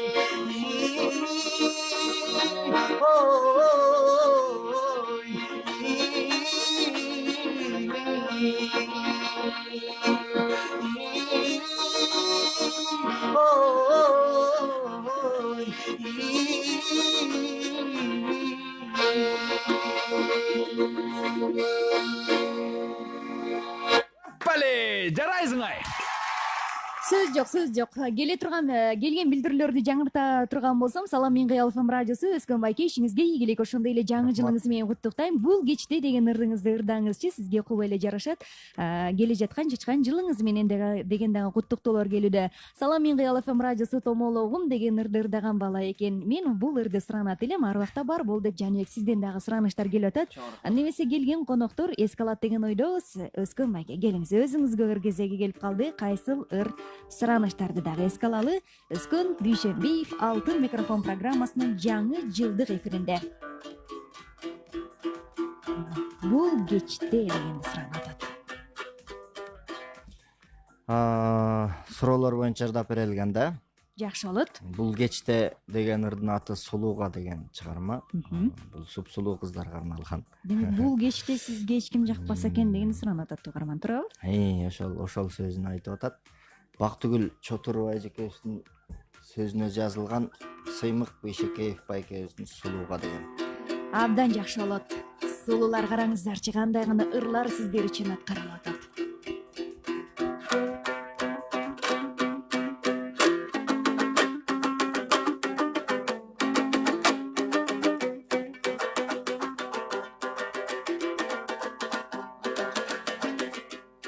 Комуздун үнүн караңызчы.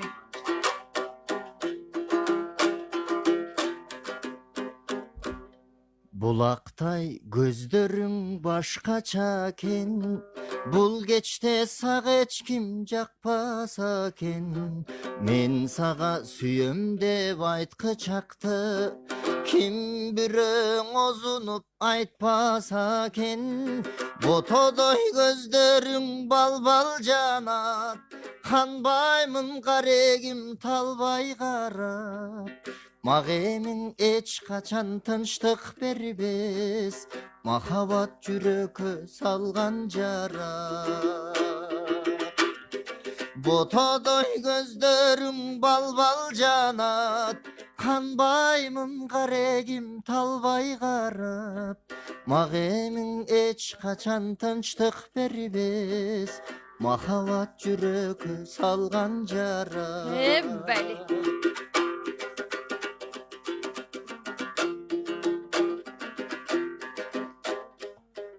Мага сен сурандың келиңиз деп, махаббат ырырдап бериңиз деп. Ырымды баштадым сүйүнүчтөн, өзүм да жүргөнсүп сениң издеп.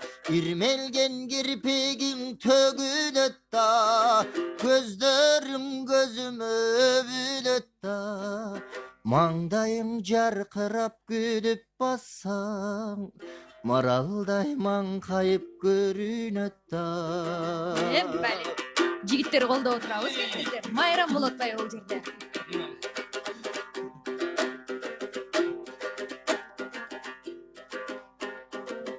Буралып ийлет кымча белиң, кыналып күйүгөт мынча демиң. Ырымдын аягын бүтүрбөстөн, жанымдан узакка турса дедим. Тартуулап көнүмө таттуу кумар, койкоет моюнуң аккуусыман.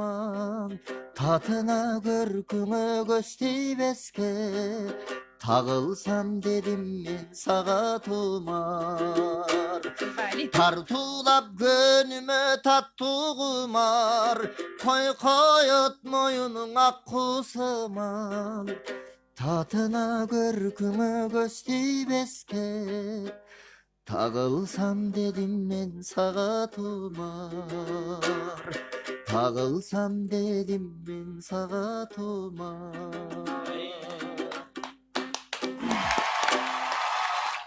Сулуулардын атынан бул кол чабууларды кабыл алып коюңуз. Өскөн Дүйшөнбиевдин аткаруусундагы жагымдуу ыр болду. Албетте бул суранычтар боюнча келиңиз анда майрамды бүгүнкү баягы жаңы жылды куттуктап Ишен Назаров дагы ырчы. Өзүнүн куттуктоосу сонун ырлары болсун. Абайлаңыз, сырдөбөңүз. Бардыгы жакшыбы, кандайсыз, кандай жүрөсүз? Жалпы Мен Кыял радиосунун угармандары, урматтуу кыргыз элим, биринчиден баарыңыздарды майрамыңыздар менен куттуктап кетейин. Куттуктатканга себепкер болуп, көпүрө болуп бараткан Мен Кыял радиосуна рахмат. Болсун. Келип калдык ошол. Майрамыңыздар менен сиздердин дагы. Бардыгы да тең болсун. Ушул суроону бардык баягы келген конокторго берип атабыз. 2019-жыл сиз үчүн кандай жыл болду? Алдыда кандай пландар бар 2020-жылга? 2019-жыл жаман жыл болгон жок чындыгында. Бул чыгармачылык жактан эле эмес, эң негизгиси тууган урук дегендей жакын адамдар бүт баары аман болсун. Ден соолугубуз жакшы. 2020-га жетип келгенибизге сүйүнүп шүгүрлөп жүрөбүз. Эч ким менен урушуп табышкан жоксузбу? Бардыгы сонунбу деги? деги. Азыр көрүп болгондордон кечирим сурап коебуз. Кечирим сурап коебуз, убага келгенде. Анда келиңиз, мындай каалоо тилектен кийин артынан эле жакшы ыр болсун. Ишен Назаровдун аткаруусунда ыр. Анда аккордеонду колго алыңыз дагы. Өзүңүздөн жагымдуу ыр болсун. Алтын микрофон программасынын майрамдык эфири, микрофондо Аймин Акматова. Бүгүн бизде конокто эл ырчысы, Эстебестоонун ырчысы Өскөн Дүйшөнбиев агабыз, ошондой эле Ишен Назаров мырза өзүнүн аккордеонун колго алып сонун ырларды аткарып аткан бул жаш ырчы Жаныбек Оңолбаев. Келиңиз анда Ишен мырза, кайсы ыр? Андан кийин чалса эле. Жаңы жылды тозолу деген ыр болсун анда. Кандай дейсиздер, эгерде биле турган болсок? Кел анда ошону ырдайлы. Жүрөк эргип кагылып. Сиз билесизби? Келе жаткан жаңы жылыңыздар менен Мен Кыял ФМ радиосу куттуктайт.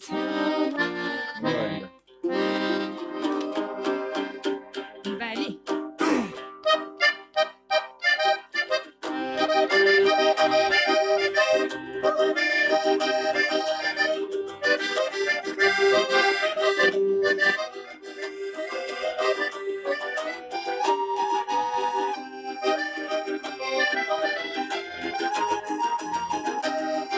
Жаныбек мырза, көп ойлонбоңуз, кошулабыз, колдойбуз.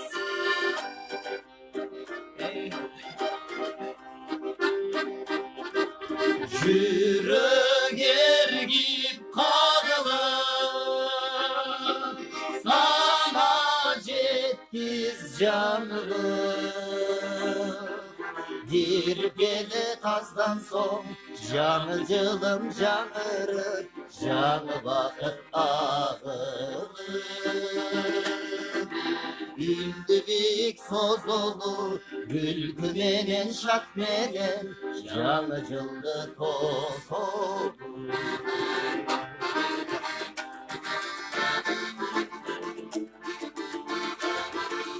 Жаштардагы кармар, кубандыла барыңар. Жаңы жылдын айрыкча айтып бүткүс шаңы бар, айтып бүткүс шаңы бар. Үндөбүк созулу, күлкү менен шат менен жаңы жылды тосолу. Бали. Жаңы жылды тозолу, жакшы маанай менен.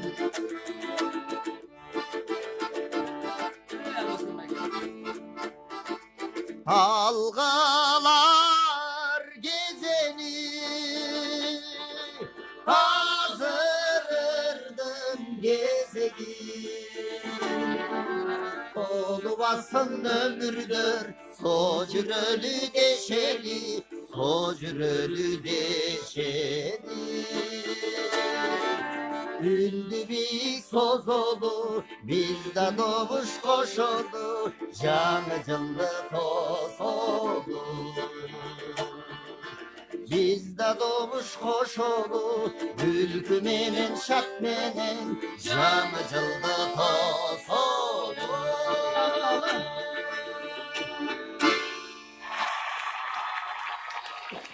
ар бир күнү дал ушул жаңы жылда бул ырды ырдатпасак болбойт. Азаматсыңар жигиттер, эми кайрадан эле ыр кезеги болсун. Көбүрөөк ырдаталы. Бүгүн себеп дегенде жаңы жылдын дагы кирип келишине саналуу мүнөттөр бар. Баягы Өскөн байке бир нерсени байкап атам. Сиз чычкан жылы үйлөн, көбүрөөк балалуу болосун десе эле Жаныбек мырза ойлонуп отурат. Эмне болду билбейм.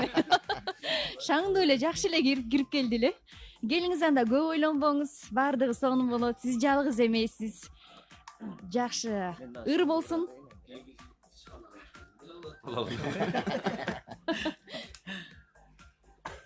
Мен сулууган ырдап берейин, ошолорго сөз алууну Руслан Нарымбаевге таандык, драматург Фархат байкебиз. Микрофонго жакыныраак келип алсаңыз. Сулуулар үчүн кара көздүү, айымдар үчүн ыр ырдап атабыз. Анда колдойбуз. Чайдан алып отуруңуздар. Бали.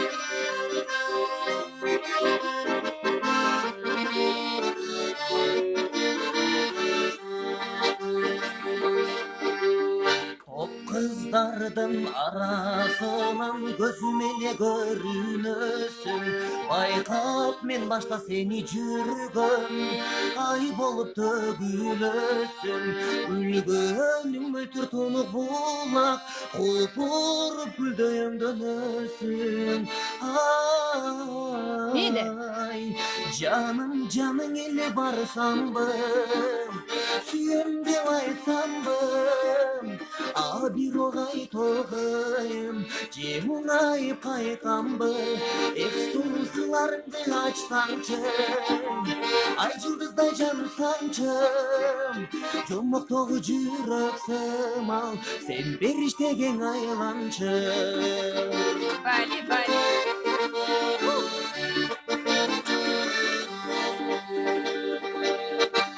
Ürkümün mөлтүр суктандыр, Ой басып керилесиң, койдуңго салып менин ойго. Ак Кудай мага сезилесиң, тартылып жаным бир өзүңө, ашыктык отко берилемин. Ай,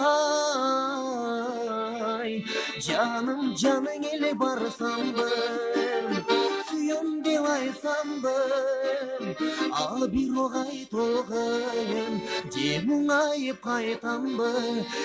Sulu sırlarındı açsançım, ay yıldızday canı sançım.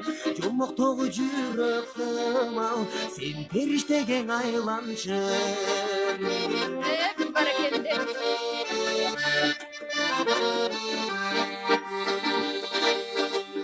Majburullap туңгуюкка түртүп, азапка салдың мени кыйнап, махаббат дастанындай болуп, калбасын ак сүйүүбүз сыздап, басалы кол кармашып бирге, өмүрдүн өрүн көздөй улап.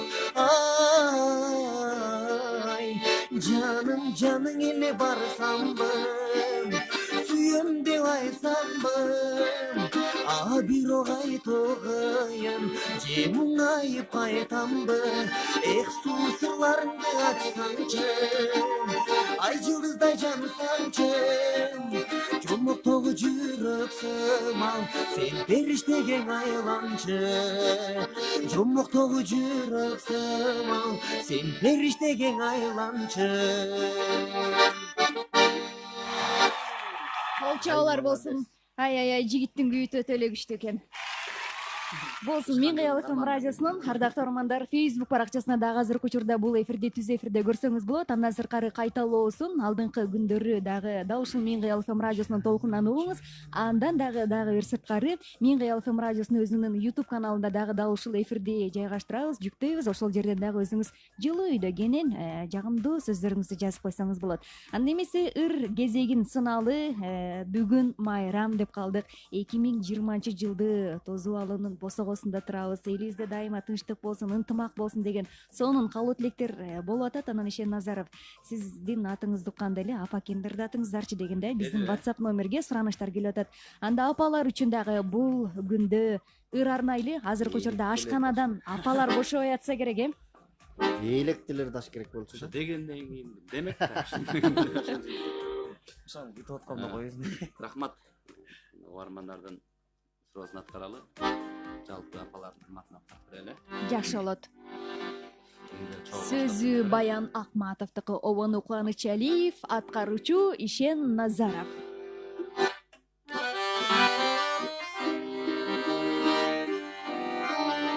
Апалар, сиздер үчүн жаңы жылыңыздар менен.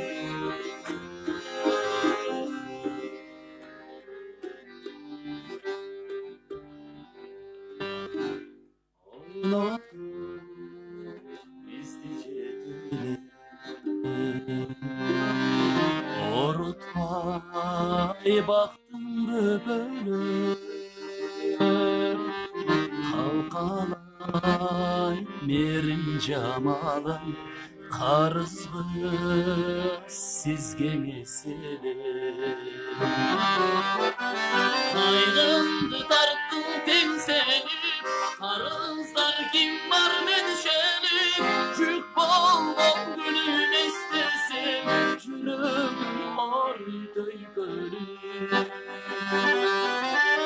Ağlamdı murla böyleysin Ah böyle giysen göykönüm Ağlamda bir daha yalzan Acar bu yemezsen çelim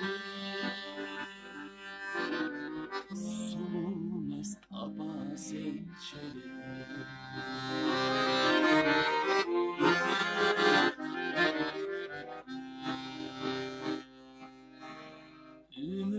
Ümittüm otun candırgan için mayram şangılgan Ömürgü bizgi alıp gelgen eneler üçün can vurman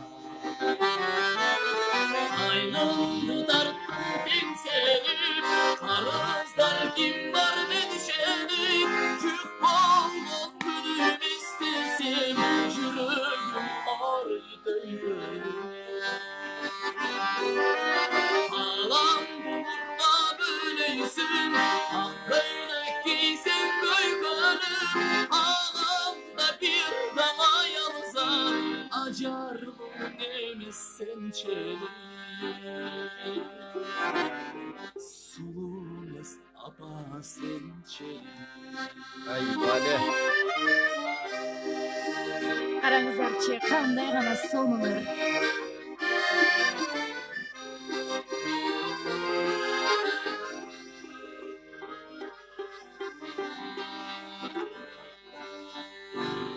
Ömürde kança arman var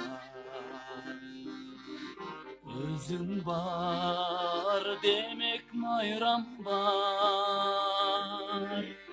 işte hep senin tamanın Bilgilep aytkan paygambar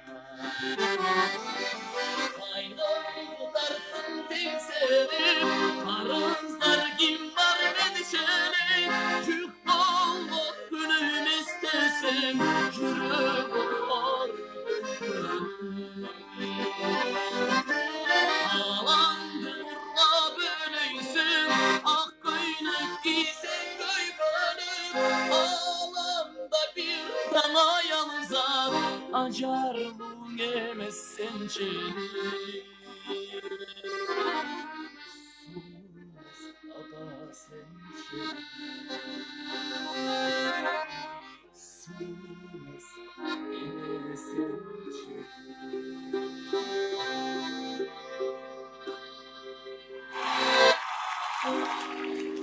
Мындай ырдан кийин дароо эле кол чабыш керек. 15:34 Алтын микрофон программасы. Ардактуу угармандар, баягы Өскөн байке, Ишен мырза баягы үй бүлө бар дегендей бала чакыра бар. Ошол эле учурда кандай аяз ата болдуңар? Сиздерге эле кат жасап да турабыз. Сиздердин эле чөнтөккө күч келет да. Кандай болду бул жагы? Аяз ата деле болгон жокпуз, бирок аяз атадай Жок, эми балдар кат жазса, аны ата энеси эле орундатат да, туурабы? Көпчүлүк учурда. Мен эми өзүм кыздарыма колумдан келген подароктарды алып бердим. Кат жазыштыбы? Кат деле жазган жок, бирок кыздарым кат жазбай эле Ишенбей калышкан мындай эле дебесизби? айтат да. Бетиң эле дароо эле айтат. Жазып отурбай эле. Мага могу керек дейт. Чөнтөгө күч келген жок. Жок. Бардыгы сонун. Эми кыздарыңыз суранып аткандан кийин алардын кыялдарын дагы орундатыш керек турбайбы? Ишен мырза, сизде кандай болду? Меники бир кызым бар. Кат жазганга жашы жете элек. Билбейт дейсизби? Бирок эми ушундай ишенип турган учур аз аязатага. Бала бакчадан атайын ошол жака ата-энелер уюштуруп подаркаларды ошол жака дайындашыптыр. Аяз атасы келип ошол жактан берди. Негизи кандай белек үйгө алып келсең да Аяз ата берди деп алып келип аттым. Аны ишенип эле күтүп жүрөт. Аяз ата берди деп бардыгын эле көңүлүн жакшы алган турбайсызбы? Бирок кат жазган жок, жаза албайт да. Келиңиз анда, бул жерде Жаныбек мырза дагы башка эфирлер болуп атты деп калдыңыз. Шашылыш экенсиз. Чоң эле кыздар жазбаш керек деп. Жок, мен негизи жазайын дедим, анан жана Сиз жазайын дедиңизби? Сен жазайын. Анан эме деп келип калбадыбы? Новый год не дейт? Харам деп баран депчи, анан ошондон жазбай калдым десең. Ушул сөз эле чоң таасир берген турбайбы? Мен чынын айтканда биз азыр эми учурда азыркы мезгилде азыркы учурда бойдокмун. Негизи мен өзүм үйдүн кичүү баласымын. Үйдөн мен эле ушул шаардамын. Анан калган ата энемдин бир туугандардын баардыгы айылда таласта. Бияктан мен эле тозот кетем дебейсиңби? Жок, биякта болобуз. Демек биякта бул жерден тозот турбайбыз жаңы жылда. Досторубуз менен жакын саналаш курбуларыбыз менен. Жакшы болсун. Анда жакшы ырды күтөлү сизден. Шашылышмын деп калдыңыз. Келиңиздер, анда ошол угармандардын бирөөсү суранып өткөн ошол өзүм Максөзөгөнүн Максат Абдыкаров деген байкебизге таандык. Жаштардын, жаш кыздардын ыры. Секелек аткарып берейин эми ушул. Жаш кыздарды эркелетип ырдайын дебейсизби? Кат жазганда. Эстрадный ыры. Ушудан пайдаланып жазгыла кат дейбиз. Жаныбек Оңолбаев ырдайт. Бойдок экен, келиңиздер кыздар. Шен мырза, Өскөн байке, колдо турабыз. Şirinim деп, tatlım деп, koyun egim akkum деп, erkeleşip, jeteleşip, жүрөбүзсек ет. Kağılayın kara canım, tamırımdan akkan kanım, alsan alçı mili barın, sağarmayın. Kara göz, şirin söz, sekelek sekelek, dayıma canımda жүрөбер эркелеп, ардагым аппагым бакыттын туусуна жүр алып кетейин колуңдан жетелеп.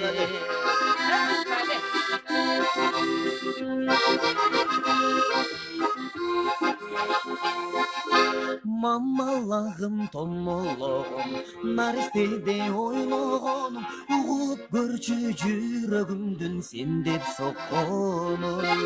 Эрким бейбіт саға берип, эринеңден сүйгүм кел, секелегим сен ағаңды алдың имерип.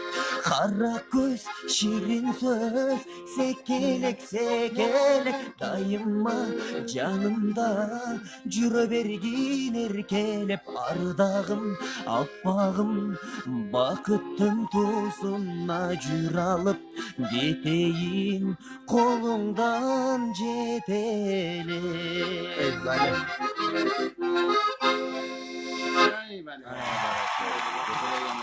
Ырыңыз даяр экен, эми жүрөктүн ээсин эле табып калыптыр. 2020 жыл ошол тилектер ордуналсын.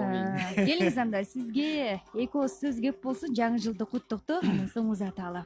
Келиңиздер, биринчиден ушул жалпы Минкал FM радиосунун жалпы жамаатынын жаңы жылы менен куттуктайм. Силерге терең ыраазычылык, ушинтип кыргыз элибиз менен амандаштырып, сүйлөштүрүп, жолугуштуруп аткандарыңыздарга дагы талкпас эмгек, чыгармачылык ийгилик каалайм. Албетте, ушул жаңырган жылыбыз ушул 2019 жылда жакшы жылдардан болду. Ошол 2019 жылдарда болуп, ушул көп айтылат го, негизи ушул 2019 ойлогон ой максаттарыбыз ишке ашпай калган болсо, 2020 жылы Кудайым буйруса ошонун баардыгы ишке ашсын демекчимин. Молчулуктун, токчулуктун, жакшы жылдардан болсун. Жаңы жылыңыздар менен. Болсун. Эмки эфирде буйрса сүйүнчүлөп келинчекти болдум, сүйүмдү таптым деп келиңиз. Буйруса айткаңыздар келсин. Анда эмесе жакшы барыңыз. Жаныбек Оңолбаевдин баягы жумуштары бар экен, Узат Алыдагы бар болуңуз, жаңы жылыңыз менен келе жаткан. Анда эмесе биз кайрадан эле ыр кезегине берели. Өскөн байке, сизди сагынган угармандарыбыз өтө эле көп экен. Салам, кандайсыңар? Мен Кыял ФМ радиосу. Өскөн байке менин өзүмдүн жердешим дейт. Бар болуңуз, ишиңизге ийгилик, чыгармачылык ийгиликтерди каалайм. Келе жаткан чычкан жылыңыз менен кызылдан кийим кийип, жакшы каалоо тилектериңизди арнап тосуп алыңыз. Бар болуңуз. Сүйүү жөнүндөгү ырлардан ырдап бериңиз. Деп мен Шахризада деп билдирсин калтырган экен. Келиңиз, карындаштарыңызды суранып атат. Сүйгөндө түгөнбөйт да деп эле. Түз эфир.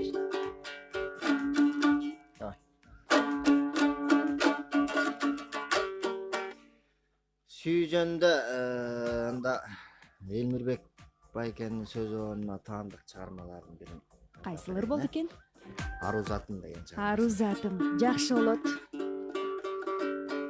Сиздер үчүн Алтын микрофон программасынын жаңы жылдар эфиринде Өскөн Дүйшөнбиев ырдайт. Ару затым.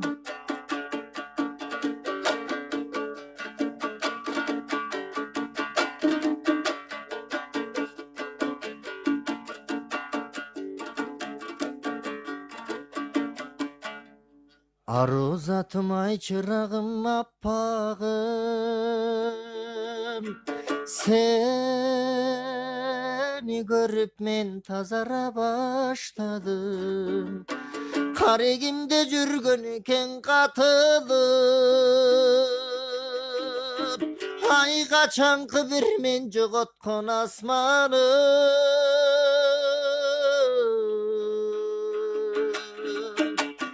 Карайлаган көңүлүмө нур толуп, кайра баштан төгүлөй ыныр болуп, кайран жаштык өткөнчө кайрылбастан кеткенче, карындашым кагылайын, кагылайын кайра бир жолу.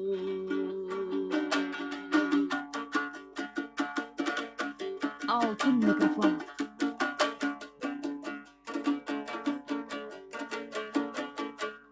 Бирде чуркап, бирде калып жүрмөлөп, билинбестен жаштык барат өйдөдөп. Баратканда балбылдаган от көрдүм, ай бакыт бизден алыс эмес өңдөнөт.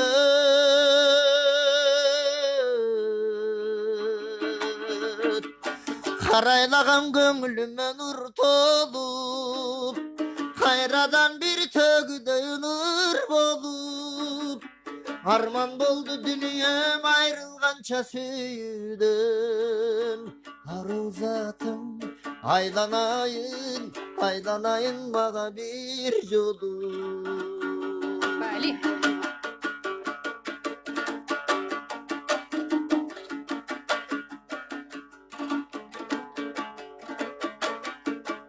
Bir жылан сойлоп өтүп сүйүмөн, бир заматтан ойрон болду дүнүйөм. Өзүң менен айык чуудай сезилип, ай өзүм билбейм неге мынча сүйүнөм.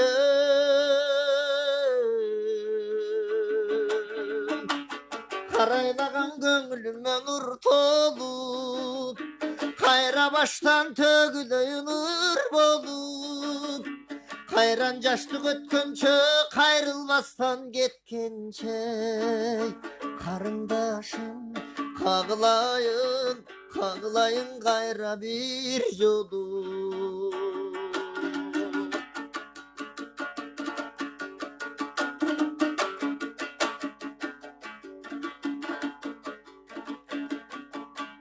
Тагдыр мени каалагандай калчады,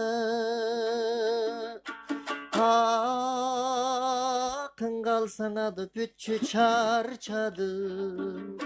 Жаштык узап кетедекте бир жолу, ай жашо берчи жашылындай арчанын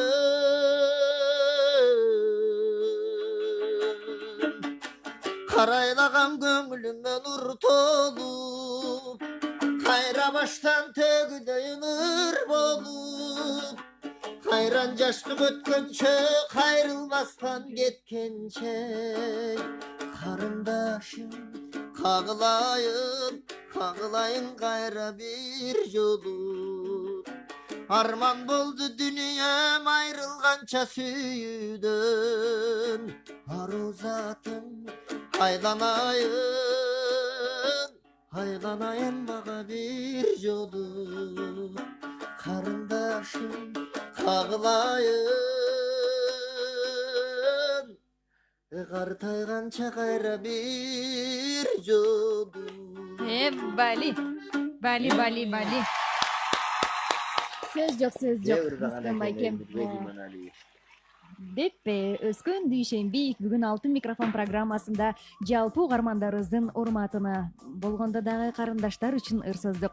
Анда эмесе келиңиздер, Ишен Назаров сизге дагы келген билдирүүнү жаңырта кетейин. Мен Кыял ФМ радиосу ар убакта бар болуңуздар дейт.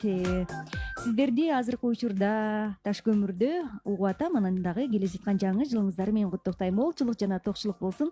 Санжар билдирүүсүн калтырган кен салам, кандайсыңар дейт. Ишиңиздерге ийгилик. Ишен Назаровдун аткарысындагы ырлардан дагы да болсо уга алчы. Бар бол, аман бол, келе жаткан жаңы жылың менен деген сизге келген билдирүү бар экен. Анда эмесе келиңиз, Ишен Назаровдун аткарысындагы сөздү көпкө созбой эле ыр кезегин сизге берейин деп турам. Кайсыл ыр? Экөөсүнүн жайында бердик, болбой атыш керек. Шандурлардан мүмкүн болсо.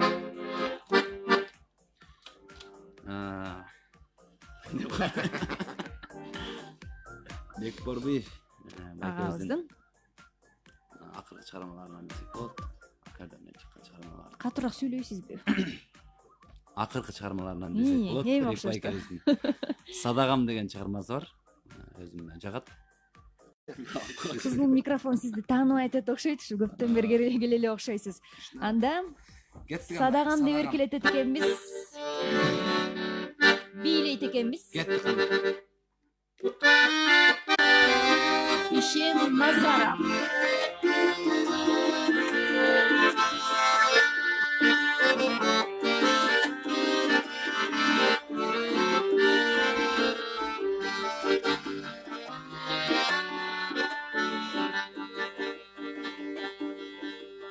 Aksiler arınalı, kimdir turmuş kurmagan, birisi hurdatıp, birisi hurdagan, akavatım uşunday, azı bolup durbaybın, ortalığı jaşka bülügün, takırgının vurmaybın. Sadağım seni Suyalmaz bile beni hiç kimsen çelik. Bizlarçı göp kırlar var, sevgiçi göp yıllar var. Ortada oşal gençlik. Ишен Назаров.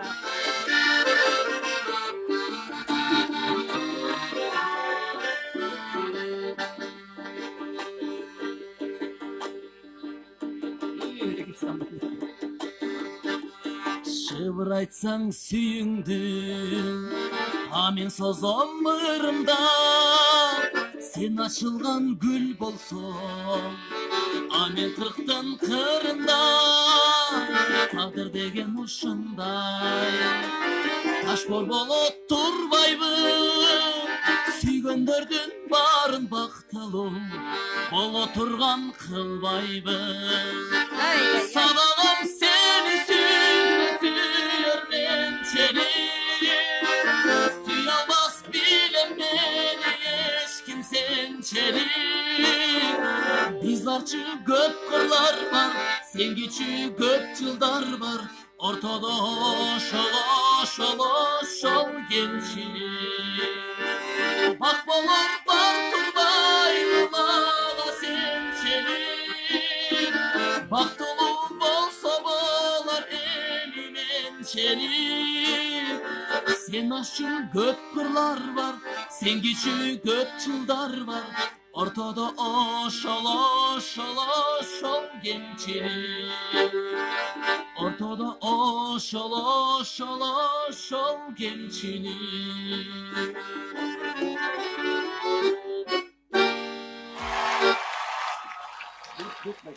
Садагам деп эркелеткен ырды мына ошентип Ишен Назаровдун аткаруусунда угалдык. Алтын микрофон программасы мына ошентип экинчи сааттындагы соңку мүнөтүндөбүз. Алдыда жарнамага кезектер эле, андан соң биз программабызды жыйынтыктайбыз. Мен кыялсам радиосунда жарнама. Салтуу тойлордун ордосу Сармерден рестораны жаңы жылдык корпоративке чакырат. Тамшандырган таш кордосу менен чогуу, тойдогудай тамак ашы менен бирге. Шоу программасы ичинде 26, 27, 29 декабрь күндөрү Гүлнур Сатылганова, Кайрат Премерзиев, Анжелика, Нурмат Садыров, ал эми 28 декабрь күнү Бекборбиев өзүнүн командасы менен жаңы жылдык маанай тартуулайт. Мындан сырткары Союзбек Сейитказиев баштаган кодулдар, сыйкырчылар, ырчы бийчи коштогон кайтылаңгыс шоу сиздер үчүн. Сурап билүү үчүн номер 0502 18 18 18. Мен кыялсам радиосунда жарнама. Жарнама кызматынын номери 0312 39 15 80. Алтын микрофон программасынын жаңы жылдык эфири.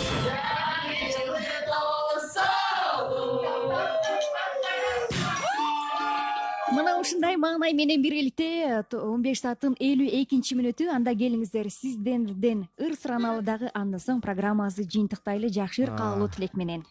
Кеңеш алдыкты. Анда Ишен экөөбүз дагы той топурда көп жүрүп, чогуу көп ырдап жүргөн күндөр болду эле. Ошолорду эстеп туралы. Ошолорду бир эстеп туруп, Бекборбиев байкебиздин жолугалы гүлүм деген. Жакшы болот. Жаңы жылда жолугалы деп көпчүлүгүбүз план койсок керек. Анда угалы, жолугалы гүлүм.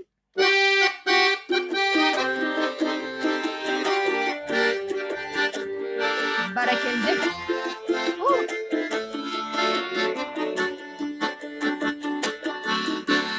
Ала сесимди кандай сала, ова таныдым жүрөм аман. Качан келдиң амен босо бүттүм сени, сагынычым жүргү салам. Жолугалы гүлүм жолугалы, жолдашып жолочудай деп уралы. Табигаттын жыпар гүлүн бирге туттуп, жолугалы гүлүм жолугалы, жолугалы гүлүм жолугалы, жолдашып жолочудай деп уралы. Табигаттын жыпар гүлүн бирге туттуп, жолугалы гүлүм жолугалы. Жолугалы жаңы жылыңыздар менен.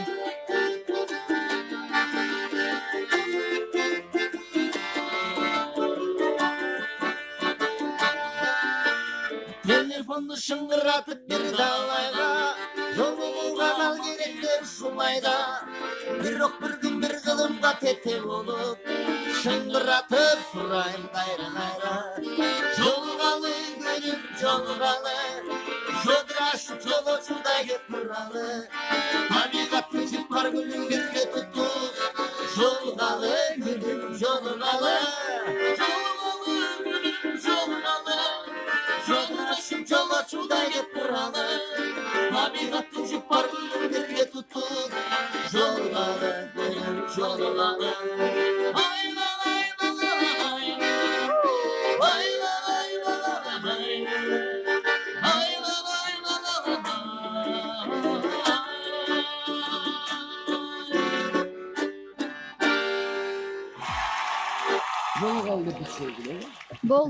Болсун. Келиңиздер анда жакшы ыр майрам куруп бердиңиздер. Элибизди жаңы жылы менен куттуктап, Алтын микрофон программасын алкаганда мына ушинтип экинчи сааттын дагы коноктору Өскөндү Ишенбиев, Ишен Назаров дагы жакшы маанай тартылады. Сиздерден эки ооз сөз кеп болсун, каалоо тилек. Анда келиңиз. Өскөн байке, сиз баштап бериңиз. Чоң рахмат.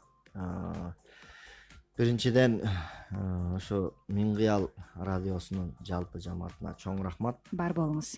Анан кыргыз элибизди кирип келе жаткан жаңы жылы менен чын жүрөктөн куттуктайбыз. Жаңы жылда көптөгөн жетишкендиктер болсун, ийгиликтер болсун, токчулук, молчулуктар болсун. Жаңы жыл жакшы жылдардан болсун, ийгиликтүү жылдардан болсун. Ошо бардыңарга жалпы үй бүлөлүк бакыт, жаңы жылыңар менен. Тең болсун бардыгыбызга. Анда эмесе келиңиз, Ишен Назаровдон жакшы кабыл тилек болсун. Рахмат дагы бир жолу. Жаңы эле келгендей болдум эле, кайра кеткендей эле болуп атабыз. Убакыттын өткөнүн караңызчы. Кетким келбей атат. Амандашып ушу эл менен дагы бир ирет ушу куттукташып калганына сүйүнүп отурам. Бүгүнкү күнү менен. Байрамыңыздар кут болсун сиздердин дагы. Жалпы ушу Микал радиосунун жалпы жамаатына ыраазычылык билдиребиз. Келген сайын жаркырап күйүп турат светтериңиздер, студияңыздардын жарыктыгы өчпөсүн. Рахмат, ийгилик, үнүңүздөр өчпөсүн. Дайым ушу элге жакшы маанай тартуулап, жакшы ырларды тартуулап жүрө бериңиздер. Жалпы ошол келе жаткан биздин жаңы жыл майрамы келип калды же. Жалпы кыргыз элин саналуу сааттар куттуктайбыз чын жүрөктөн. болсун. Элибизге мына ушундай жакшы маанай кагышып койсок дагы болот. Жаңы жылыңыздар менен болсун. Анда эмесе жакшы маанай, жакшы ырларды тартууладыңыздар. Рахматыбызды айталы. Үйдөгүлөргө салам айта барыңыздар. 2020-жылы баягы келе жаткан жылыбыз, чычкан жылыбыз эмгекчилдикти себеп эмеспи? Ар бирибиздин ойлогон, кыялданган нерселердин баардыгы орундалсын.